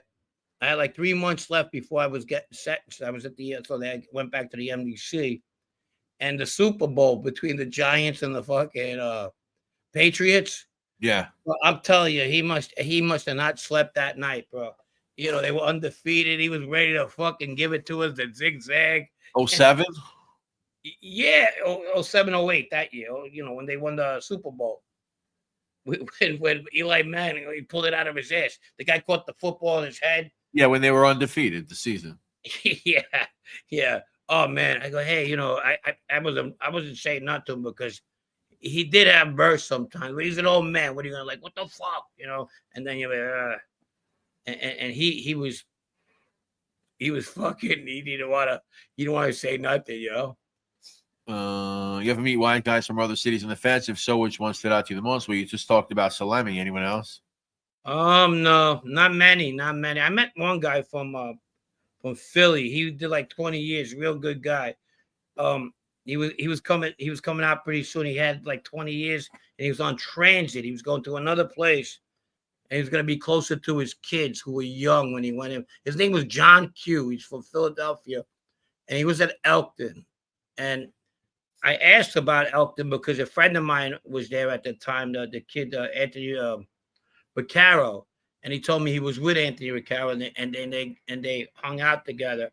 So, which made me happy because Anthony had gotten 5 years, and now Anthony's in a good place in the mob, whatever I hear. But at the time, you know, he was an associate, so I just wanted to know if he was doing okay, you know. But yeah, they were friends, John Q and Anthony from Philadelphia. He was an older guy. It was sad. You know, you get to see what jail could do to you after a while. And you could tell this guy was going out. He wasn't going back in, you know? Yeah. Put up in a heroin case. But that was a guy from Philly. You ever know any gangster types that would sell bootleg designer on Craigslist or similar hustle? What do you mean? Like bootleg designer clothes, I guess, items. Oh, did I know? Yeah, of course. I used to buy them. I used to buy like the fake bikinis and shit and then go to the club and make about $400-$500 a night. You know, they were like, oh, they didn't go the tags. The funny thing, one time I got my hands on about 80 E-Nice and E-Cheese, whatever the fuck they were. Hold on, let me see what that noise is. There's some noise on it. All right. I don't believe so, Francis, but I'll ask him. All right, so fuck the refrigerator.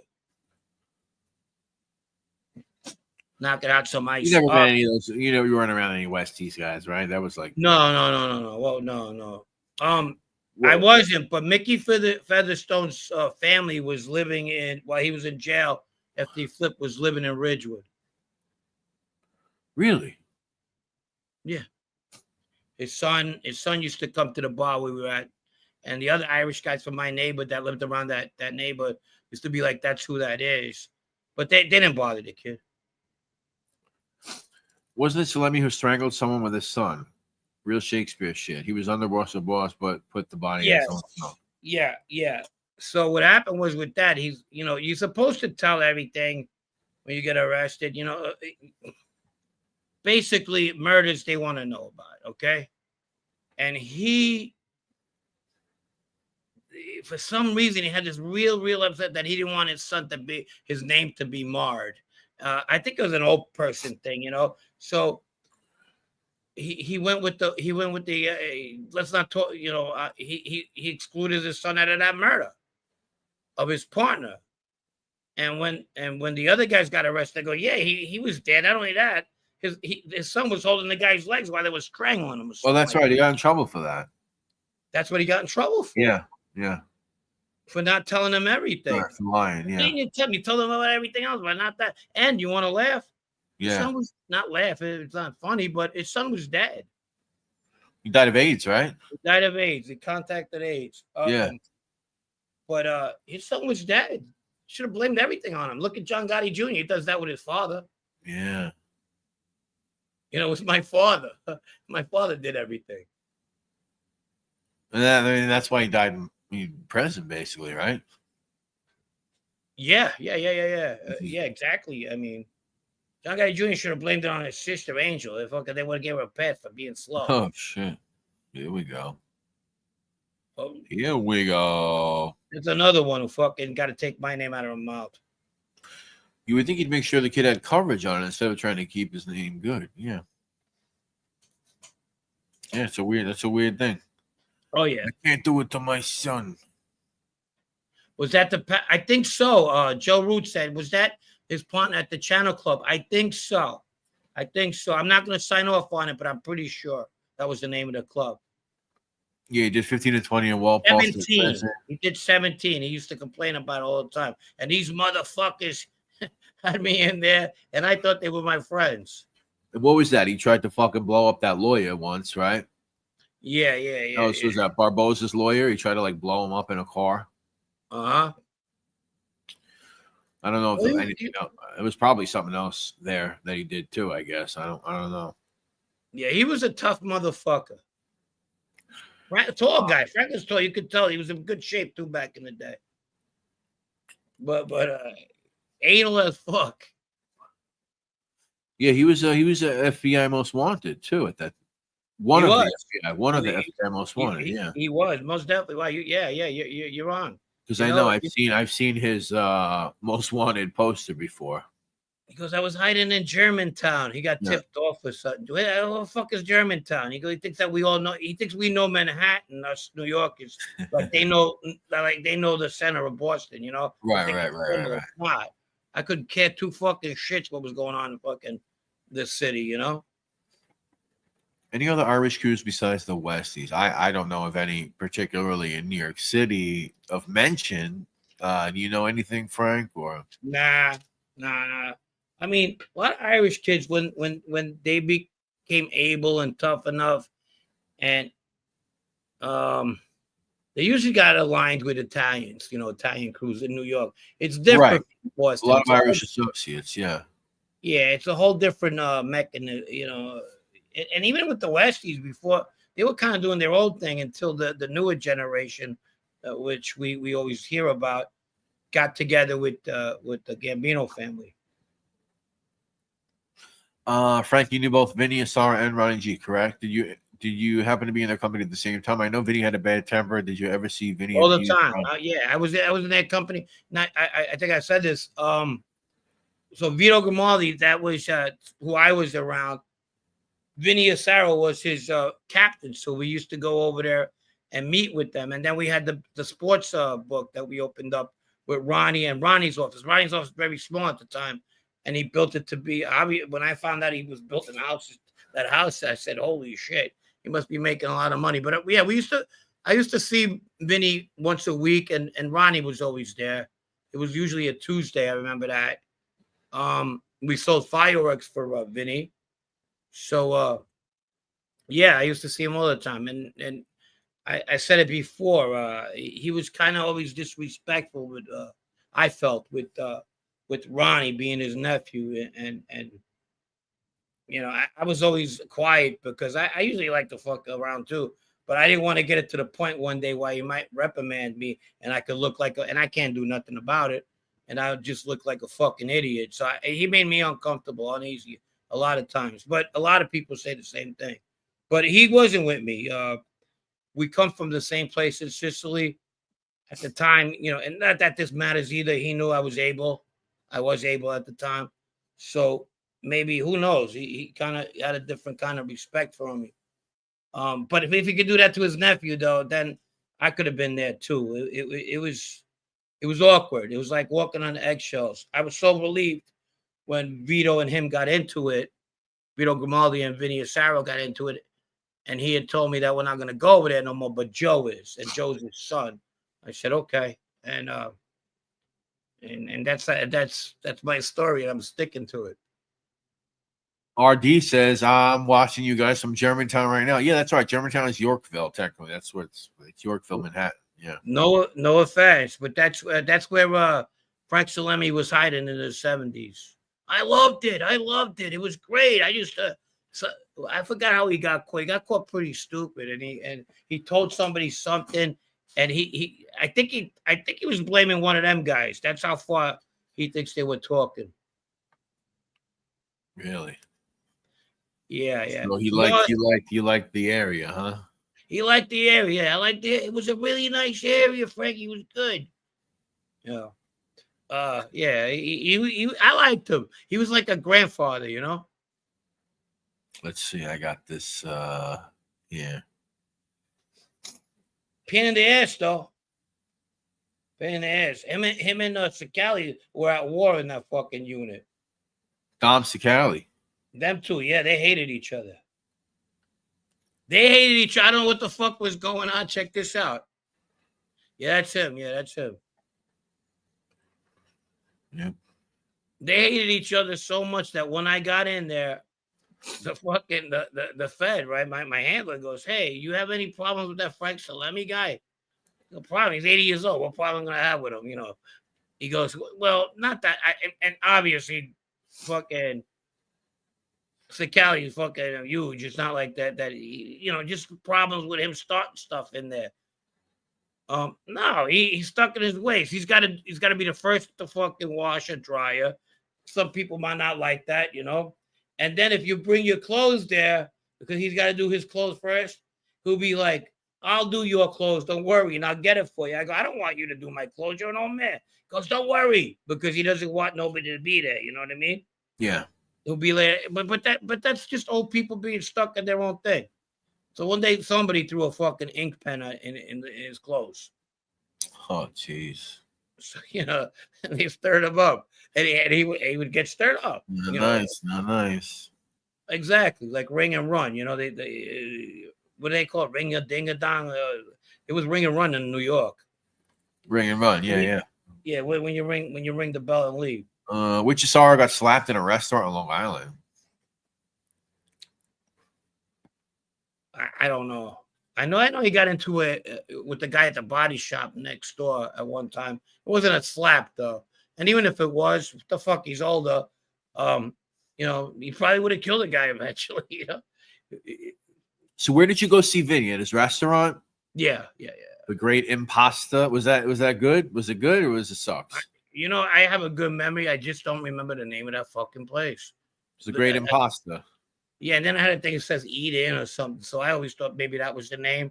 I dreaded going there. We would go. We would eat. Food was good. It was good. The food was good. But he was always in some kind of fucking mood. And sometimes we used to meet up with him. Not too much.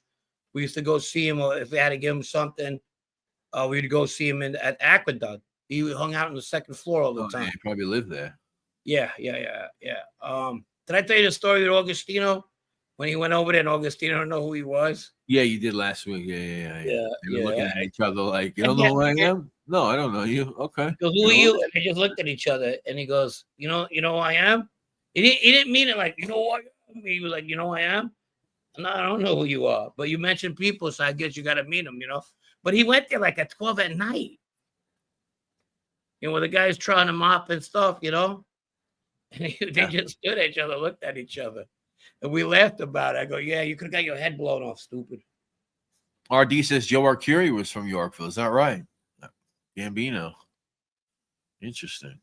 Yeah. I'm not going to sit here and tell you I know.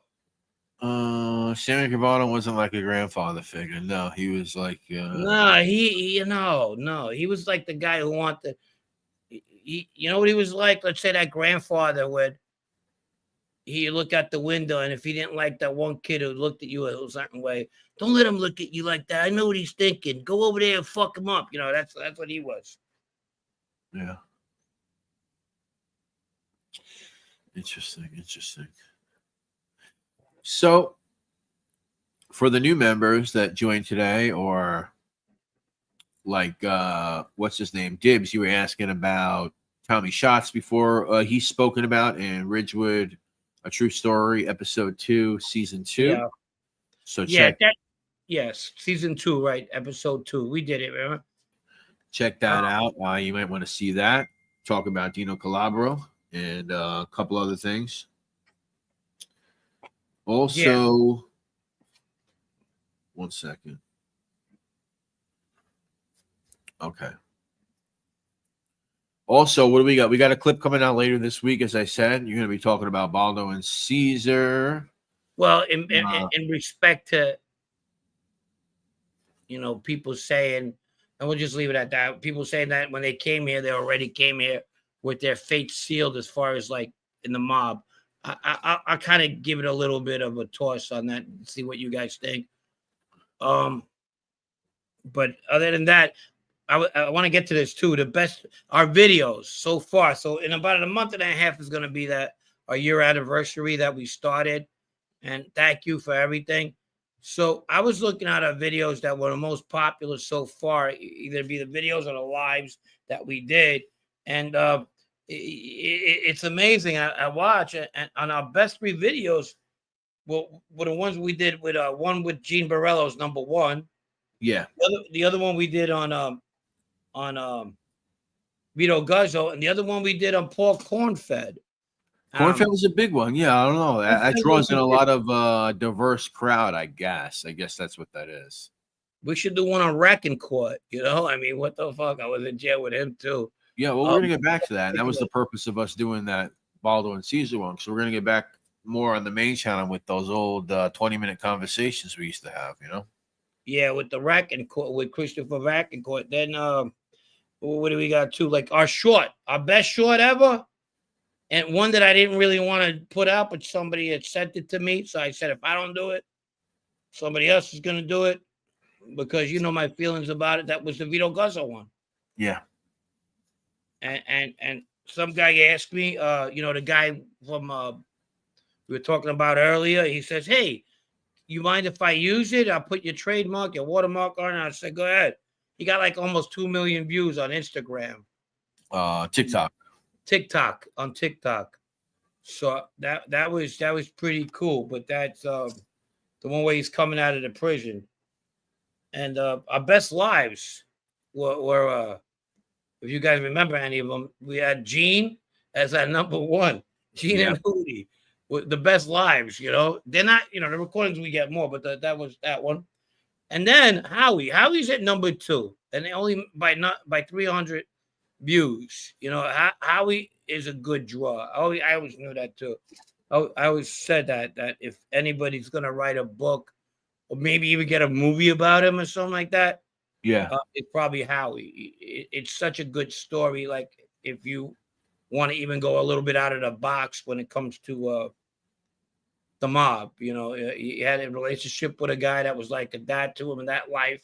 Obviously, he has a dad that walked him through it, that groomed him through that life, and then he got discouraged later on in life. So, very good story. And then we have Gene and Howie together. When we had them together one time, that was at the time where Gene had that little misfortune. Yep. And that was like number 3 on our lives. But we also had John A-Light here this year with the politics. Yeah, flies by, Southie. It really does. Yeah. And Peter Pasta was number 5. Peter Pasta. Don't get a mistaken with Doofus Pizza. Don Doofus. Yeah. And your bright idea that fucking day. That is I'll take that. I'll choke that one. That was definitely my. Yeah, but about the WWF, that wasn't my idea. It wasn't nearly as offensive. No. I a matter of fact, if Joe's listening and he wants to come back on, Joe, come back on. We'd love to have you on.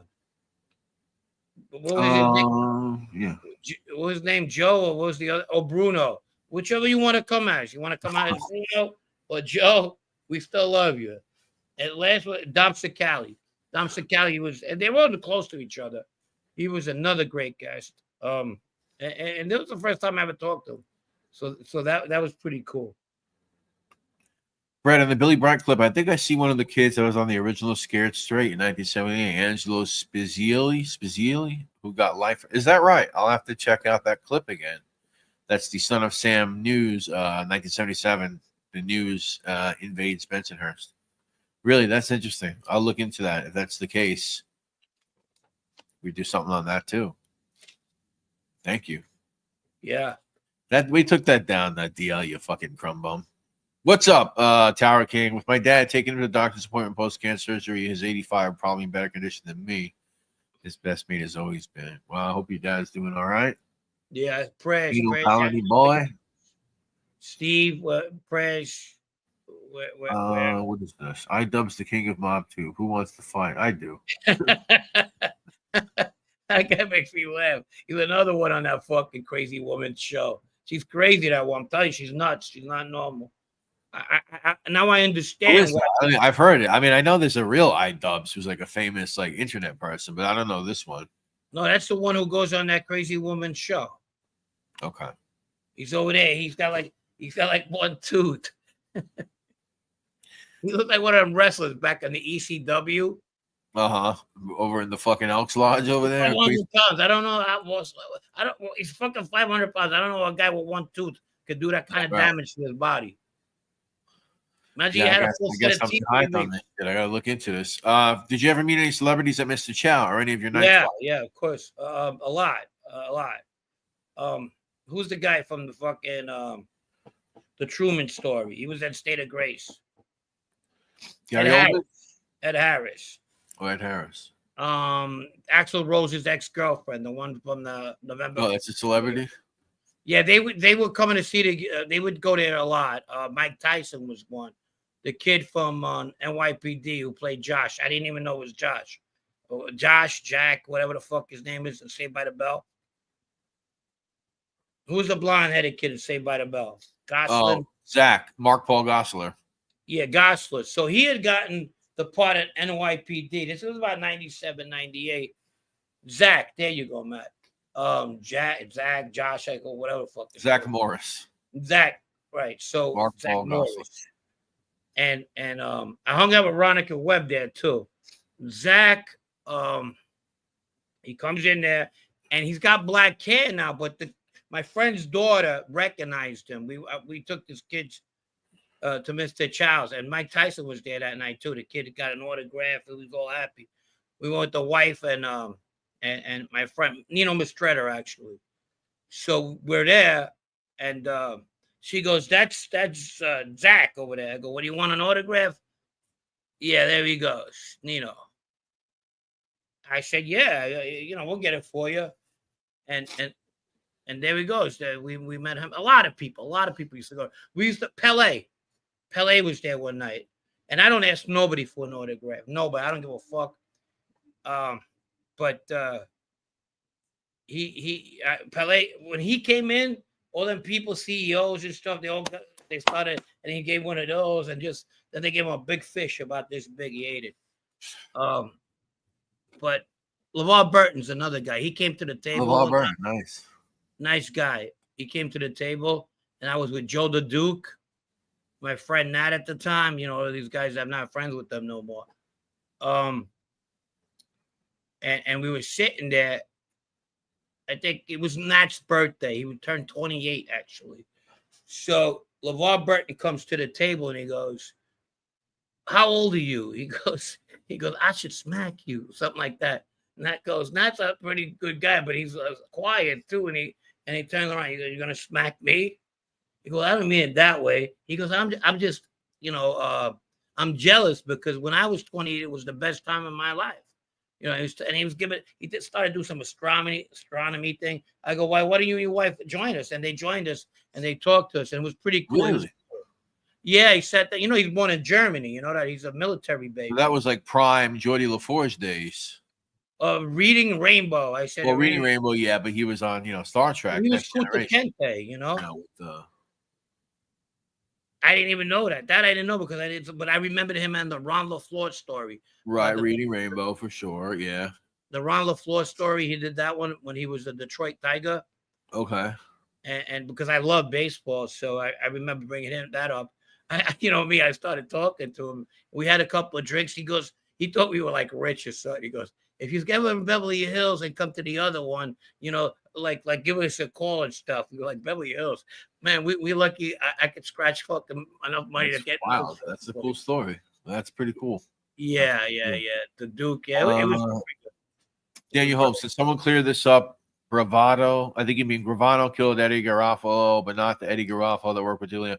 Yeah, so there's two of them, and they spell their names differently, Daniel Holmes. The one that got killed was a guy, they call him Eddie the Chink. That was, I don't know, that's what they called him. And his name is Garofalo, and the other one spells it. So you spell the names the same there. They're spelled differently in reality. And one of them that got killed outside his house is a different guy. I'll tell you who hated the fucking Sammy the Bull a lot. It was the Persicos. Now, where Ali wouldn't talk about a lot of things, Larry, his younger brother, not would talk about crimes or anything like that, but he would show his feelings, and he hated Sammy because the Garofalo we're talking about was his wife's stepdad at one time. And fucking Sammy put a kite on that guy that he was a rat, and he wasn't, but he was a very successful businessman. So guess who gets fucking a lot of his business after that? Yeah. The biggest rat ever, you know what I mean? So there was not no lost love. He was, I did a story on him on NYC Crime Spot, and he had constantly gotten in trouble because he was into the karting industry. He was into the demolition industry. So he had constantly gotten in trouble for, illegal dumping, toxic stuff here, this, there, this, and that. And what this fucking moron did once, actually, in the 80s, they had to knock some building down. It was some what are those single room occupancy buildings in the city? There was like some law going into effect. And so they wanted to get a building knocked down before the law went into effect. So what does Eddie Garofalo do? He goes there, some company that hires him. In the middle of the night, he just starts knocking down a fucking building in Manhattan. He just starts knocking down hotels illegally. Didn't turn the water off. Didn't turn the gas off. This is a big famous story. This fucking guy just starts demolishing this old hotel in the middle of Manhattan, a few blocks from Times Square. And people are like, they're like, what the fuck is going on? They don't know what's going on. These people just showed up and started knocking buildings down. So we got into a shitload of trouble for that as well. Yeah, but yeah, he was big into that industry. No, I don't know how mad they got at him for doing that. I have no idea. No, they just wanted his connections and shit. Right. There was another story. I forgot the girl's name. There was somebody at Sammy, like the girl he used to meet up with her and all the time, a woman. They were close friends. Her name was Diane, I think. And they used to go to the racket club in the morning and get breakfast together. But years back, her brother had gotten into it with Larry Persico, and he Larry's had a couple problems. I don't want to discuss them. I like Larry. I like Larry. Just had bad luck in a lot of other ways. When his father went away, he took it bad. So he would get, he was the one with the pizza, delivering the pizza in those. I didn't want to mention it, but yeah. Yeah. So he got into it with Diane's brother. Diane's brother, I think her name is Diane. And if it ain't, who gives a fuck? It's not that important. But the story's, this is what the story was. And he ended up stabbing Larry. and Larry almost died. You know, Larry remembers his younger brother looking through the window, you know, at the hospital. I remember him telling me the story and was like, you know, he thought Michael thought I was gonna die. Michael's the youngest. Anyhow, they'd tell this fucking kid they were looking for him. And guess who tries to hide him? Oh. That little prick. He tries to hide this guy that stabbed Larry instead of being like, you know, it's not your fucking business. Let them do whatever they got to do. You know, you got Macintosh looking for this guy. I'm talking about the heavies back then. Yeah. You know, you just stabbed that kid. It's not, and the motherfucker, he got away. I'm talking about the guy who did it, but he decided to come back in the neighborhood. They told him, yeah, we're just going to talk to you. We're going to squash it. I don't have to tell you out there what happens after that, you know? But they always had him on the tip of the dick anyway. They didn't like him at all. And if he wasn't protected by the mob, they would have probably killed him too. Oh yeah, Proletariat. No, there's nothing wrong with it. It's not. We just remember, and it made the local papers. You know, they were outing him as, oh, look at this guy. He's the pizza boy. You know? Yeah, they were. Yeah, the papers were doing. Yeah, they try to make him out to be a Momo in the local newspaper. You know, oh, look who's delivering pizza. I spent a couple you know? of months with him, and he went in jail for a no-show job. And the only reason I think he's the only one in fucking history to be they hold him without bail, you know, in a no-show job.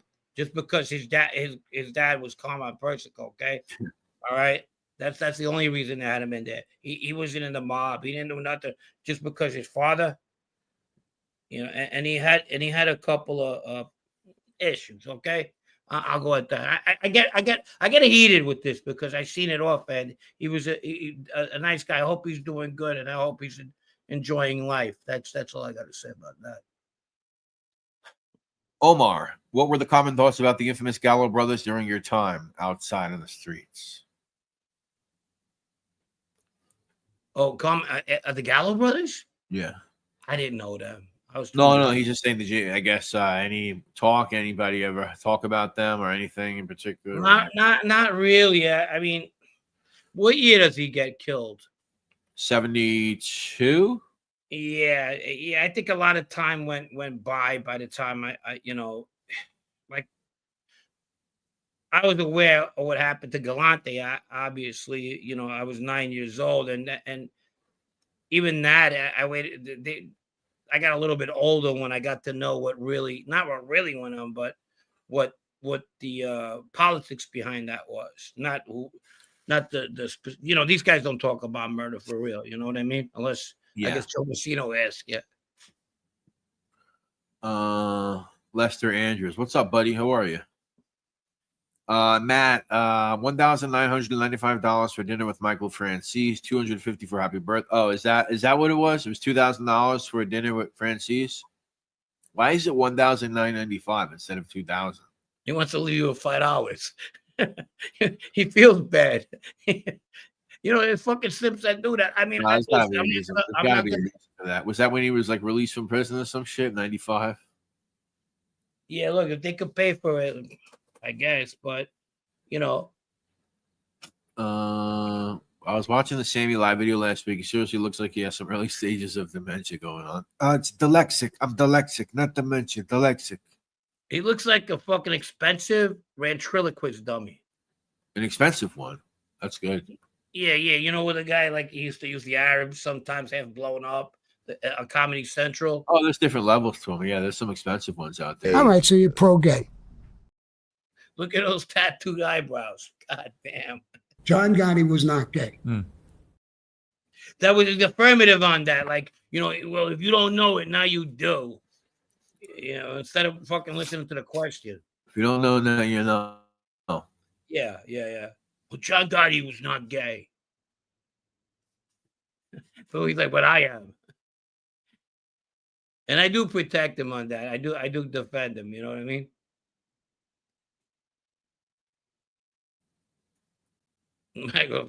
That's not gonna pay no $1,009. Fuck that. I keep freezing. I think I keep freezing. Fucking Spectrum. I swear to God, dude. I'm about to fucking kill this fucking cable company. What's that? Am I frozen? No, you're not frozen. Frozen. That will the fucking the girls when they were young, that they would sing it all the time. The kids. Am I the only one who thinks Madonna and Sammy look alike? That's crazy. He looks like the Crypt Keeper, like I said. Yes, he sent me a. That's funny. Yeah, Sammy's charging $1,100 for a meet and greet in a month. Really? Well, he's trying to outdo Michael Francis. You know, you gotta. He charges $2,000. I charge $1,100. I'm trying to split the difference over here. Fucking guy, you should purchase. Everybody giving a night steak or lobster dinner would not hurt his pocket. Francis would whack Jesus himself if the money was right. Yeah, you know, that is a good point. Like, you know, why can't he do like a raffle or something? But I don't know. Whatever. Who cares? I know I keep freezing because it's yeah, everybody. I'll tell you who the cheapest guys are. The guy's fucking worried about how much he fucking asked for, which is a lot of money. Matt, you're absolutely right. But he's the same guy that doesn't want to pay fucking gas. He's a cheap little fucking weasel. And then he talks about other people fucking wanting too much money. So people just get into it for nothing. But then he gets a $50 fucking donation on his show. Meanwhile, complaining about who are you talking about, by the way? Who are you speaking? Yeah. Oh, okay. I keep fucking phrasing. And then he gets a fucking $50 donation, and he puts his hands up. Yeah. You're like, bro, stop with the fucking hypocritical shit. Okay, now they're really starting to fucking like, you know, a little too much. Brett, your freezing is an internal thing you have in glitch spots. All right, yeah, I don't know what's going on. I guess it's just on my side because anytime it happens, I see my internet bars on the thing going down. Yeah. Taylor Coat 1. Who were the main Baldo recruits you can remember? I think Sally Ironwork you mentioned as one. Curious if you can elaborate on any others. Yeah, you know it's funny. He takes a lot of heat for the Giannini crew, and what the truth of that was, he really didn't want to have nothing to do with him. I don't know why. You know, all it was his place. When he did talk to a couple of them, it was about, hey man, just watch this, watch that, respect my place. I mean, Baldo got rid of the Baccarat game in 1992. Because he didn't want his place to get fucked up if the cops came in because he put a lot of money on that place. Yeah, so it was like they just gave him that fuck. Now there's a scenario where him and Tabita, Anthony, he gets closer to him when all those kids go to jail on the bank robberies and all that, you know, and so the 96 indictment, I call it. And he gets close to Anthony because Anthony was in jail at the time, Tabita. And this is I'm gonna narrate that for you guys, make it a little bit more understandable. And he sends them to bust up a place, and he brings these two kids with him. Two in the mob now, one's getting out after 30 years. So you could do the homework on that. So with that, they affiliated not only them with the Giannini crew, which they were really like an after thought of that. Tough guys just came after. And they kind of like put all that on Baldo now just because of that. When Anthony flips, he says, well, he sent me there. Right.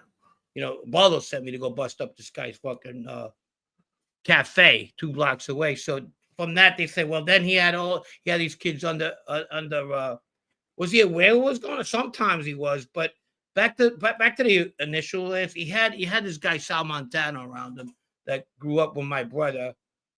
They actually had a coffee shop together, and then they just split up.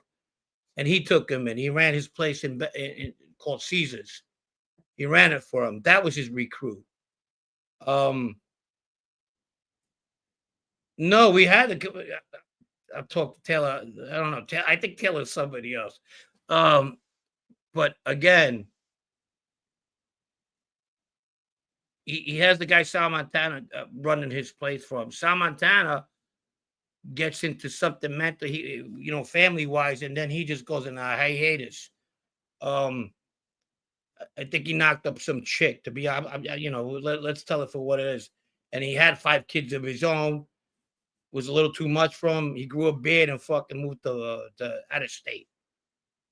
But that was his guy for a minute. And then after that, he took in Sal Montana. And then after that, out of jail, he fucked with the guy, the plumber, Joe Bosco. So that's what he stuck to his homegrown people. And when I mean homegrown people from my town, but at the same time, he takes a bad rap, I feel, for the Giannini guys. Now, maybe it's a lot of stuff that I don't know because I don't. I mean, The idea of his leadership is a little overplayed as far as that goes. Yeah. I feel that's very true. Okay. I feel that's like for example, his 2 murders that he gets in trouble for. One is circumstantial, and the other one is based on like 3 witnesses that were actually there. So that's the one that really gets him, and that's the post guy with Sal Right. Vitale. Sal Vitale's his biggest accuser. Sal Vitale's his biggest accuser, and I'll tell you why. Because Sal Vitale puts him in the Frank Lino murder, and then Sal Vitale even goes as far as telling him he has permission on the Sammy DeFalco murder. It's not that you understand. And then you got guys that I grew up with telling people, well, he really didn't like this guy that way, and that and the third. And that's where they're going with that. I didn't want to testify in that case. I said, I really don't know. I walked off the fucking stand, but they told me, listen, you got to go back up or we rip your fucking agreement up. I said, but I just felt that whatever they even asked me wasn't even irrelevant, but it wasn't for me to feel that way. Now looking back, it was like that they wanted that. They Messino, you got off easy, Frank. You flipped. So, we want to put more pressure on you. We want you to tell somebody that you're going to have to walk the rest of your life and look over it. And I felt that's what it was, But Paulie Dibb said, did he have a thick accent, Baldo? Yeah, of course. He said, ow, how? And when he talked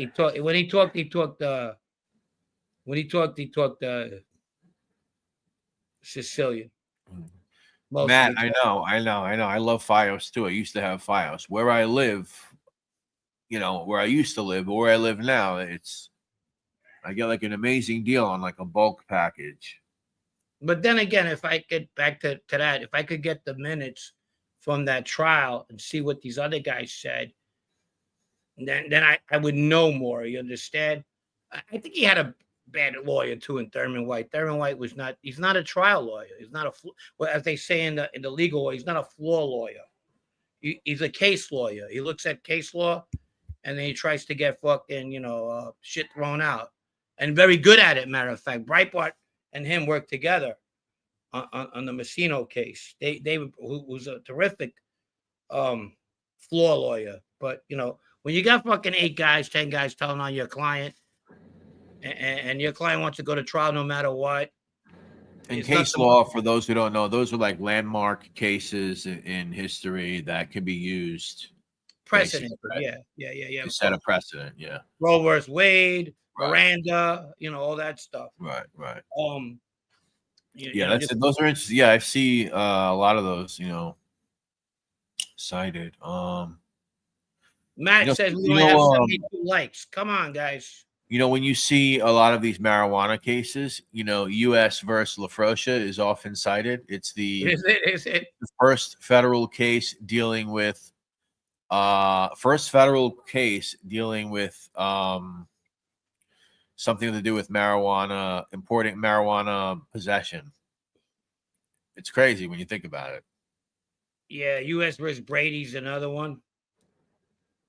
Marijuana historian, Mr. LaFrosia. Thank you, Nelson. Proletarian, you wanted to know what were Baldo's rackets after Sicilian dope died out. I don't know if he was really into the Sicilian dope game as the other players were. I'm not saying he didn't. I'm just saying I don't think he was the main player. You know what I mean? Rackets. He owned coffee shop. He's very good with money. His money management skills are very good. He wasn't he's not a gambler at all. Just businesses. He opened businesses. Who knows? Maybe he fell into some money. I don't know, but he wasn't like one of the most biggest money guys out there at all. But when he had something, he held it and he did good with it. He made money with machines. You know, he would buy spots, and those spots, if they were already doing well, he would do good with them. Not greedy at all either. You know, he would share with the who he had to give it to. He wasn't that guy.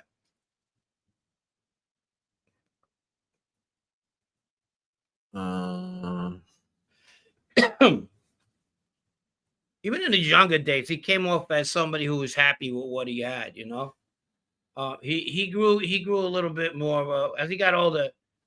He got more hardened.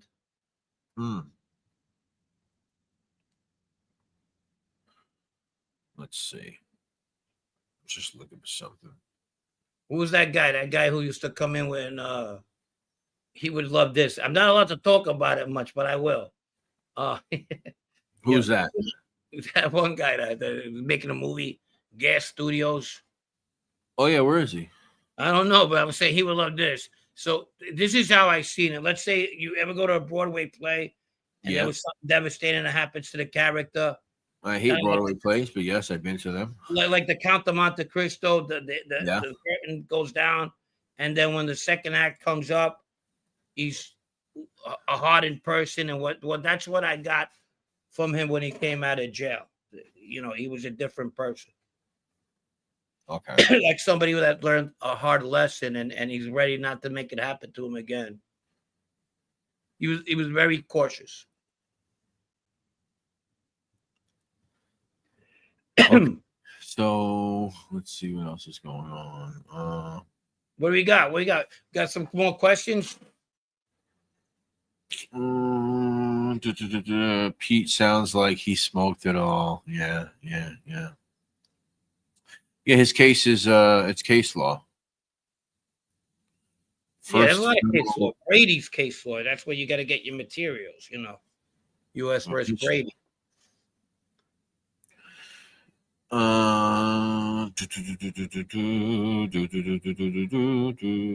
Anyway, What do you got?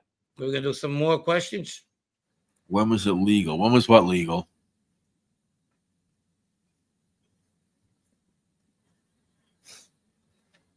When was what legal? Get your questions in. We're gonna shut it down soon.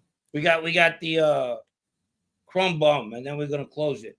Yeah, we're gonna do some crumb bombage, and then we're gonna close it up. My crumb bomb is a female, so hold on. A crumma bummer. Get some questions in. Honestly, I don't know if I have one. I gotta be honest with you. You don't have a crumb bomb? I don't know if I do. Okay. I don't know if I do.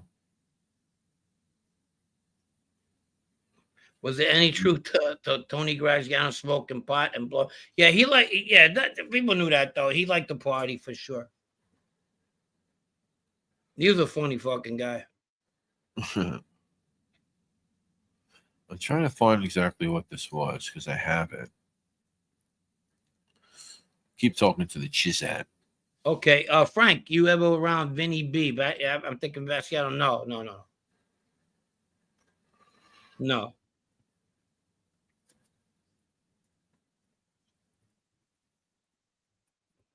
Pull up that Frank Rizzo crumb bum. Oh, we will. We will. Anybody got some questions? I'm here. Come on, hit them up. How many people still left? Right now, we are looking at 135 people. That's not bad. We're gonna pull it up. No, yeah, I don't know. Really truth the garage, smoking cloth. Best memory from the can. There was a couple. I don't know. Of course, you always remember the worst ones, like bad situations. But there was a lot of stuff that would go on. It was funny. I don't know. Let me get back to that one. It's like a double-edged sword. Frank gets 2 crumb bums if Brett can't think of one. I know. Yeah, I could do 2. I could definitely do 2. I know. I'm horrible. My week guy is the crumb bum of the week. Fuck that guy. Oh, there's a guy who wants to be crumb bum. So fucking. Who is it? He wants to be the crumb bum. He's on our site. He wants to be crumb bum? Yes. Really? Here you go. David Ratatair. Let me look real fast. I know this. Go ahead. You keep them on mute while I find our Chrome bomb. All right. So we're on Facebook too under 52 topics. So check us out. Francis is the Chrome bomb. Who want Matt? Oh, Matt, on Facebook. That's right. Wait a minute, Matt. You pick a Chrome bomb of the week. You're part of this show, and Pro, you do the other one. I know. I'm bad. I'm bad with the Chrome bombs, man. Because I know, Pro and let Pro and Matt choose the Chrome bombs and Ro. All right. So we'll get some Chrome bombs from the chat. You're a real crumb bum. You're a crumb bum, real crumb bum. Stop the baloney, huh? Who the hell knew you either? And then stop the baloney. Who the fuck in the mob says stop the baloney? What kind of statement is that? Oh, now you want to act like a clown? What do you mean, or stop the baloney? I'm gonna act like a clown. That? Stop the fucking baloney. You No, heard that? I heard it from people who graduated from Harvard. Stop. John A. Light gets ambushed. That's the best. Oh my god. Oh my Stop the god. baloney. Okay. So who do we got? Anybody else? Matt, do you have a? Oh, Francis is Matt's Chrome bomb. Okay. Okay, there you go. There you go. We got him. Michael Francis is your wise because it costs $2,000 to share a pizza with him, so he can pour a glass of wine for you. $2,000, ladies and gentlemen. I'll pour the wine any way you like. Okay, so we got Francis. That's the Chrome bomb. Matt's Chrome bomb. I need that sound clip for my class. Stop the baloney. Oh, another Francis vote. Wow. All right. Michael Francis, the Chrome bomb. Look at that. Okay, we got that. What did Rose say? Ro? Yeah. Anyone? Ro? Proletarian says politicians covering up for Epstein. Yeah, they could always be Chrome bombs. Lefty says he's the Chrome bomb. Okay. PK. I'm looking for Roro. Matt says that guy. God damn, that's all we need. Roro. All right, my Chrome bomb. Is anyone claiming to be Sicilian and does not know the town and the family they came from? I'm highly suspicious. There's a lot of those. Interesting.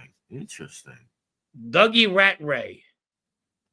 Oh, okay. I know the name. Yeah, Doogie. Dougie Ratray is our Chrome bomb. Oh, yeah, right. You're a Chrome bomb, Doogie.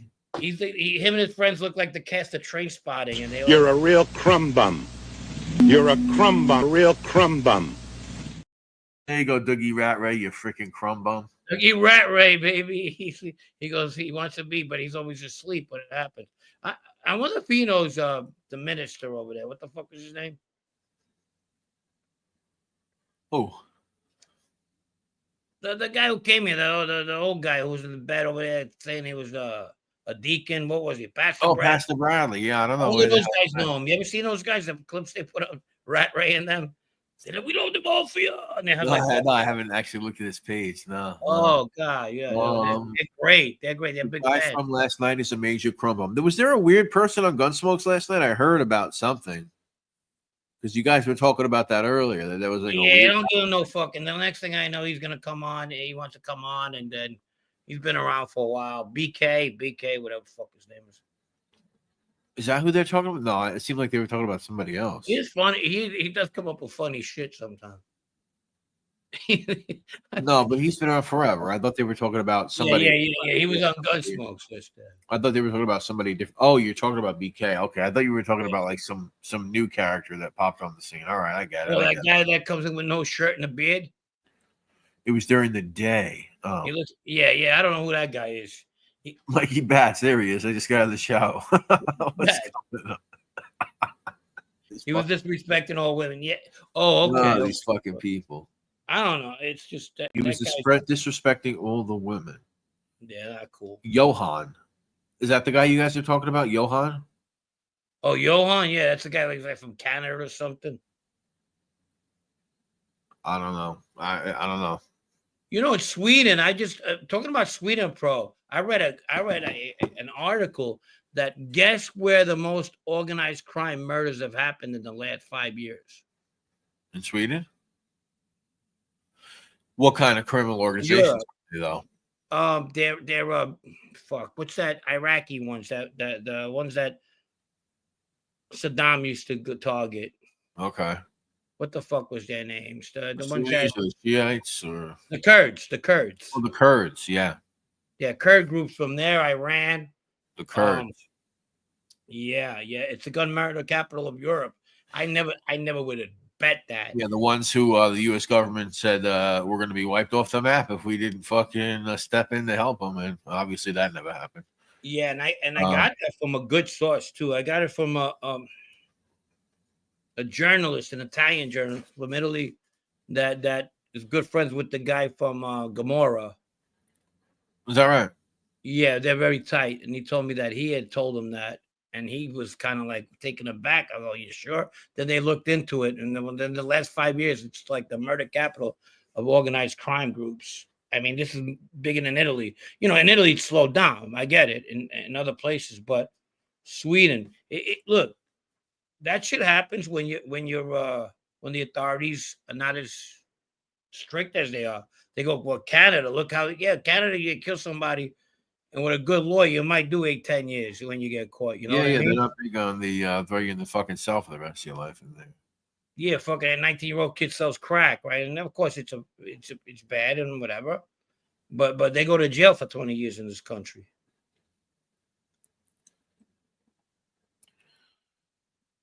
We could do something on it, but it's deep and complicated. It's wild with bombs and grenades. Jeez. Yeah, what was Roberto Savarino or something like that? It was a nice place over there. I don't know. Oh yeah, I know you're talking about the actor, right? No. He's a writer. He wrote Gomorrah. You know, he's on the death list. The Gomorrah one. Saviano, yeah. So this journalists are very, very tight with him, and he was telling me that's when he first heard it from him. You know. Okay. And Andrea guest. Hi everyone, and thanks to whoever gave you membership. Oh, awesome! Glad you got one. I don't know if it yeah. We're the ones that gave it away, or September 1st is Labor Day as BTF Phoenix. Glad to have you, Sandria. Is Labor Day. That's the next Monday. We can give 10 more away if we're live on Labor Day, unless we have I don't know what happened. You're not supposed to work on Labor Day, so I don't know. We're going to see what happens. You call this work? This is great. This is fun. I don't know. We're supposed to take off. Maybe we'll come. No, we can't do that. How can I buy a membership using an iPhone? Yeah, that's the struggle, Joe. That's the never-ending struggle, buying the membership on the iPhone. I don't know why YouTube makes everything so fucking difficult. I think Twat waffle. What the fuck is that? Let me see if I can do a link if you wanted to purchase one. All right, so I guess I'm not gonna do my crumb bum. And you know what? No, you are gonna do your crumb bum. I just want to get a link for Joe. No. Maybe it's a good idea. Listen to me. I then I'm gonna be accused of wanting to be mentioned and not.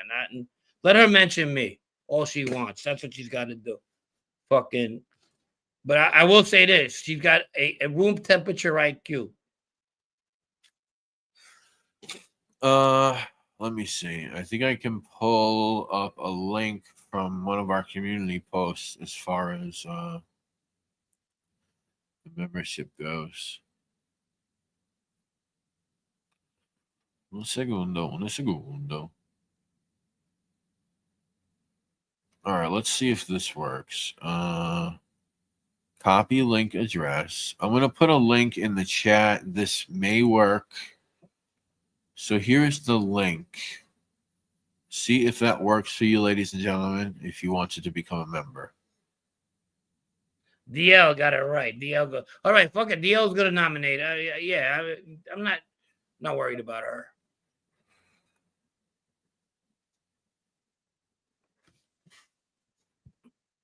And Lee, the snake. There's the link if anybody wanted to join our illustrious membership. Right now we got Ridgewood, A True Story, Season 2, Episode 1. We have Season 2, Episode 2. We have, 3 live streams on there. And you're going to get Episode 3 soon and more live streams. Very, very soon. Very soon. Day in a couple of days. Either Wednesday or definitely Thursday. No later than that. Oh, there it is. That worked quick. Thank you, Joe Root. You're the man, buddy. Hey, Joe Root, $4.99. new New member member. from Joe Root. Thank you. You guys did the best. Thank you. Thank you so much. Thank you. Lester Andrews, another member. Thank you, Lester. Thank you, Appreciate Lester. you, buddy. Thank you, Lester. Hope you guys enjoyed the content over there. Definitely, hopefully, the Ridgewood series, hopefully it's worth your while, and, all the extra live streams. What we do so far on the memberships, if you are a member, is what you'll see is that we had a theme on the show covering criminal history, different years early on in the show, and we've kind of continued that on in the membership section. So we have the year 1973, we have the year 1964, and we have the year 1979. Those are the 3 members-only live streams that we've done so far. Mm-hmm. So you have those 3 years where we discuss criminal history in New York City in those years and a bunch of other things. And obviously we got the chat going and hanging out. And then you got those 2 Ridgewood episodes as well. So those together, I mean, that's like hours worth of content already, because our lives are 2 or 3 hours long, and so that'll keep you busy for a while. We've only had the membership for a little over a month, I would say, maybe 5 weeks. Hold on, yeah, definitely, Ro. Soundtrack idea, Native New York. I like that. Thank you, Dan Tundis. Native New Yorker. I'm a Native New Yorker. Yeah, I remember that song. It's a pretty disco song. Yeah. This is true, Benny Boombots. This is true. Songs about New York. Yes, they are the ones. Yeah, thank you, Vinny. Oh, that's a good topic for an episode. Songs about New York.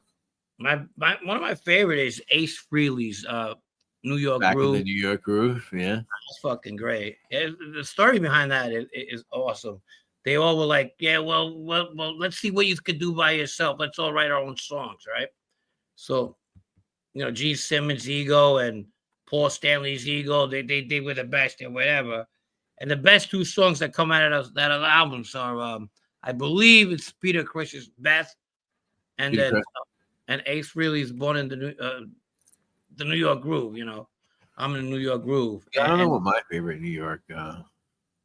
Matt, thank you so much. He said, check your phones. Matt sent a $50 cash out. Thank you, Matt. Appreciate you, my man. You got that, Frank? What's that? Matt. Well, check it out. Thank you. Thank you, Matt. Thank you, Matt. You so much, Thank you. buddy. I'll check it out. Thanks, Matt. Thank you. Yeah, man, it's just like when we talk about it,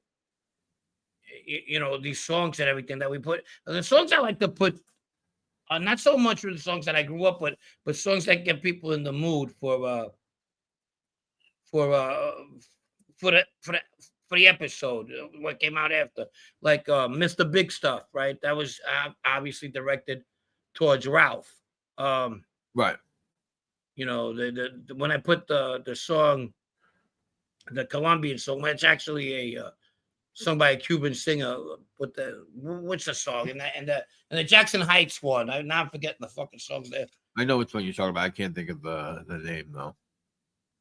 Caballo Viejo. Caballo Viejo is a famous song by a Cuban. It's about an old horse, but it's very popular in Colombia. And I remember it well because Rice Ball used to like it a lot. And that was Rice Ball was married to a Colombian woman. My nephews and nieces are Colombian. So he liked that song. So I remember that song. And it was a very popular song.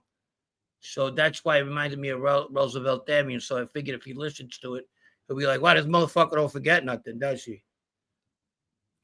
But New York State of Mind, Nas, that might be like a top 3 New York song for me.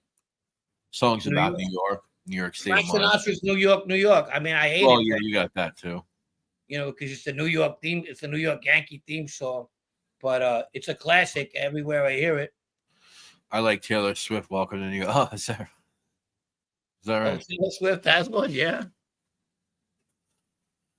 That chick, Is that man, right, Bum? Is that she'll right? ruin a man. Yes, Three Dreams is good, but as far as like straight up like New York dedicated, New York in the title, I would have to say New York State of Mind would be.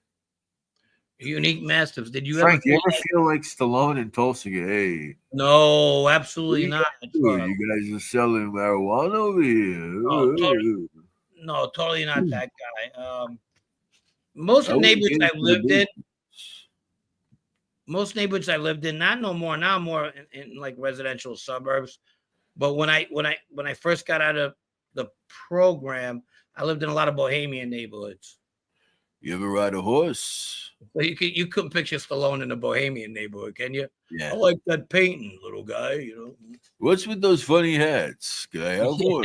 Yeah, Can I yeah. have one of them funny hats? What's this world coming to? Two girls kissing. That's how they have him on that Tulsa King show. He's all like stupidly inquisitive about shit. Like, what do you mean? That's how you do it. Yeah.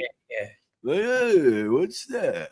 That's a fucking cowboy hat. Hey. I love how they become fucking smarter as they're actually calling Adrian the retard word. Sorry about that if anybody's offended. Right.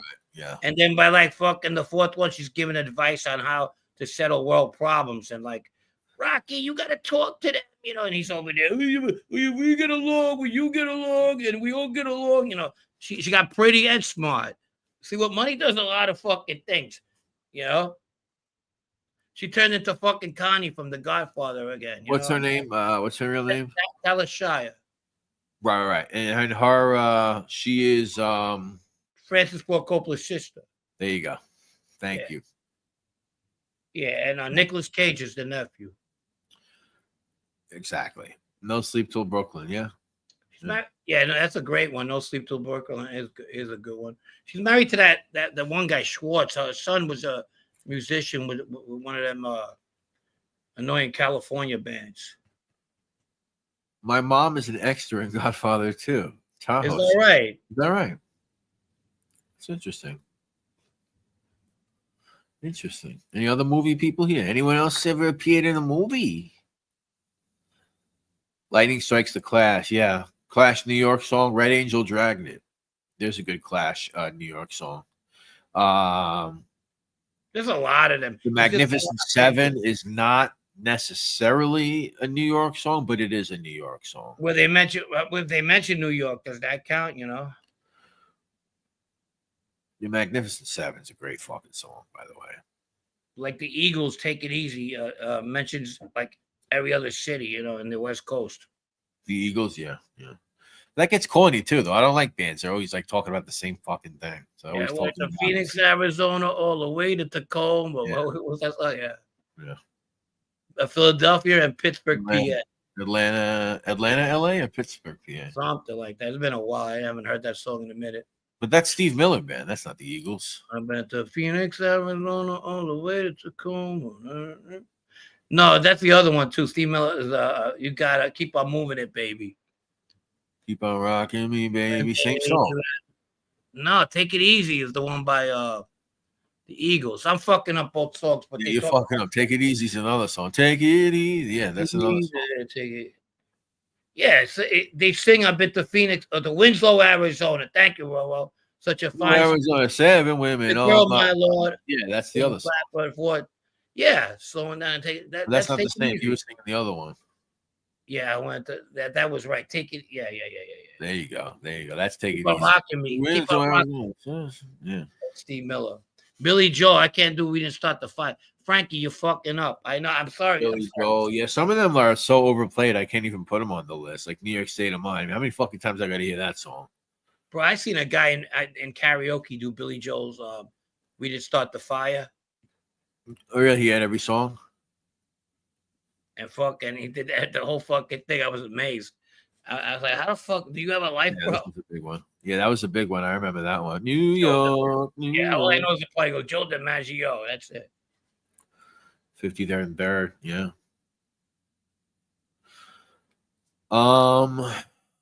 Yeah. Top Billing. That's another one. It's an old one. Yeah, Billy Joel for sure. It just gets like so annoying just hearing those same songs. I like his early stuff, Yeah, me too. like My Life. I like that one. Reminds me of my Okay, brother. proletarian. I have 2 more texts on the way tomorrow. Good night. Yep, we're gonna get this week I'll put out one. The other one you sent me. All right, proletarian scumbag. Have a good night. Rocco Billy Joel reminds me of Ramon's got a lot of them. Who passed away. It was his birthday yesterday. It was my dad's birthday too. So Really? happy birthday! Yeah, Happy birthday. yeah. All right, guys. CTS Steve, hope you're doing good. He says I got to pick up my Z06 on the corner of Winslow, Arizona. Is that right? All right, we're out of here. I'm surprised nobody said Lennon's song. Which one is that? John Lennon's song. Dimensions New York. My favorite John Lennon song is Wheels. John Lennon, New York song. Once we see what it is, we're gonna be like Durf, obviously. Yeah, probably for sure. What song in particular? Sonny Ross? New York City. Oh, New York City. I must have forgot that one. That was from like his 1975, 74 album.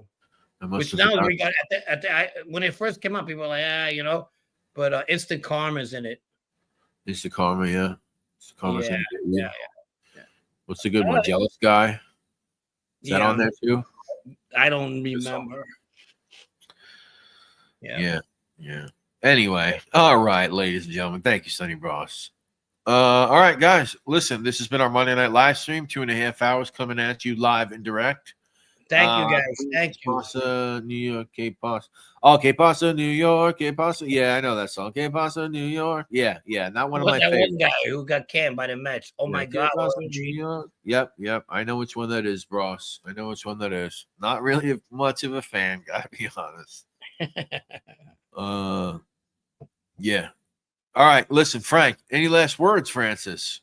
No. We'll come back to you Monday again, I guess. Yeah, we're not gonna do nothing this Wednesday, but we're gonna put out a part 3 of the Ridgewood story, and we're gonna start getting a little bit more deep in that series. We're gonna start getting deeper. That's what we're gonna do. So everybody, good night. Have a good one and stay safe. Okay. All right, everybody. See you soon. Everybody, have a good night. Thank you to everybody who donated tonight. Thank you to everybody who brought memberships, everybody who gifted memberships. I appreciate all of you. Frank as well, of course, he appreciates all of you, and we'll see you all very soon. Thank you, guys. You guys are all great. Appreciate all of you. Peace.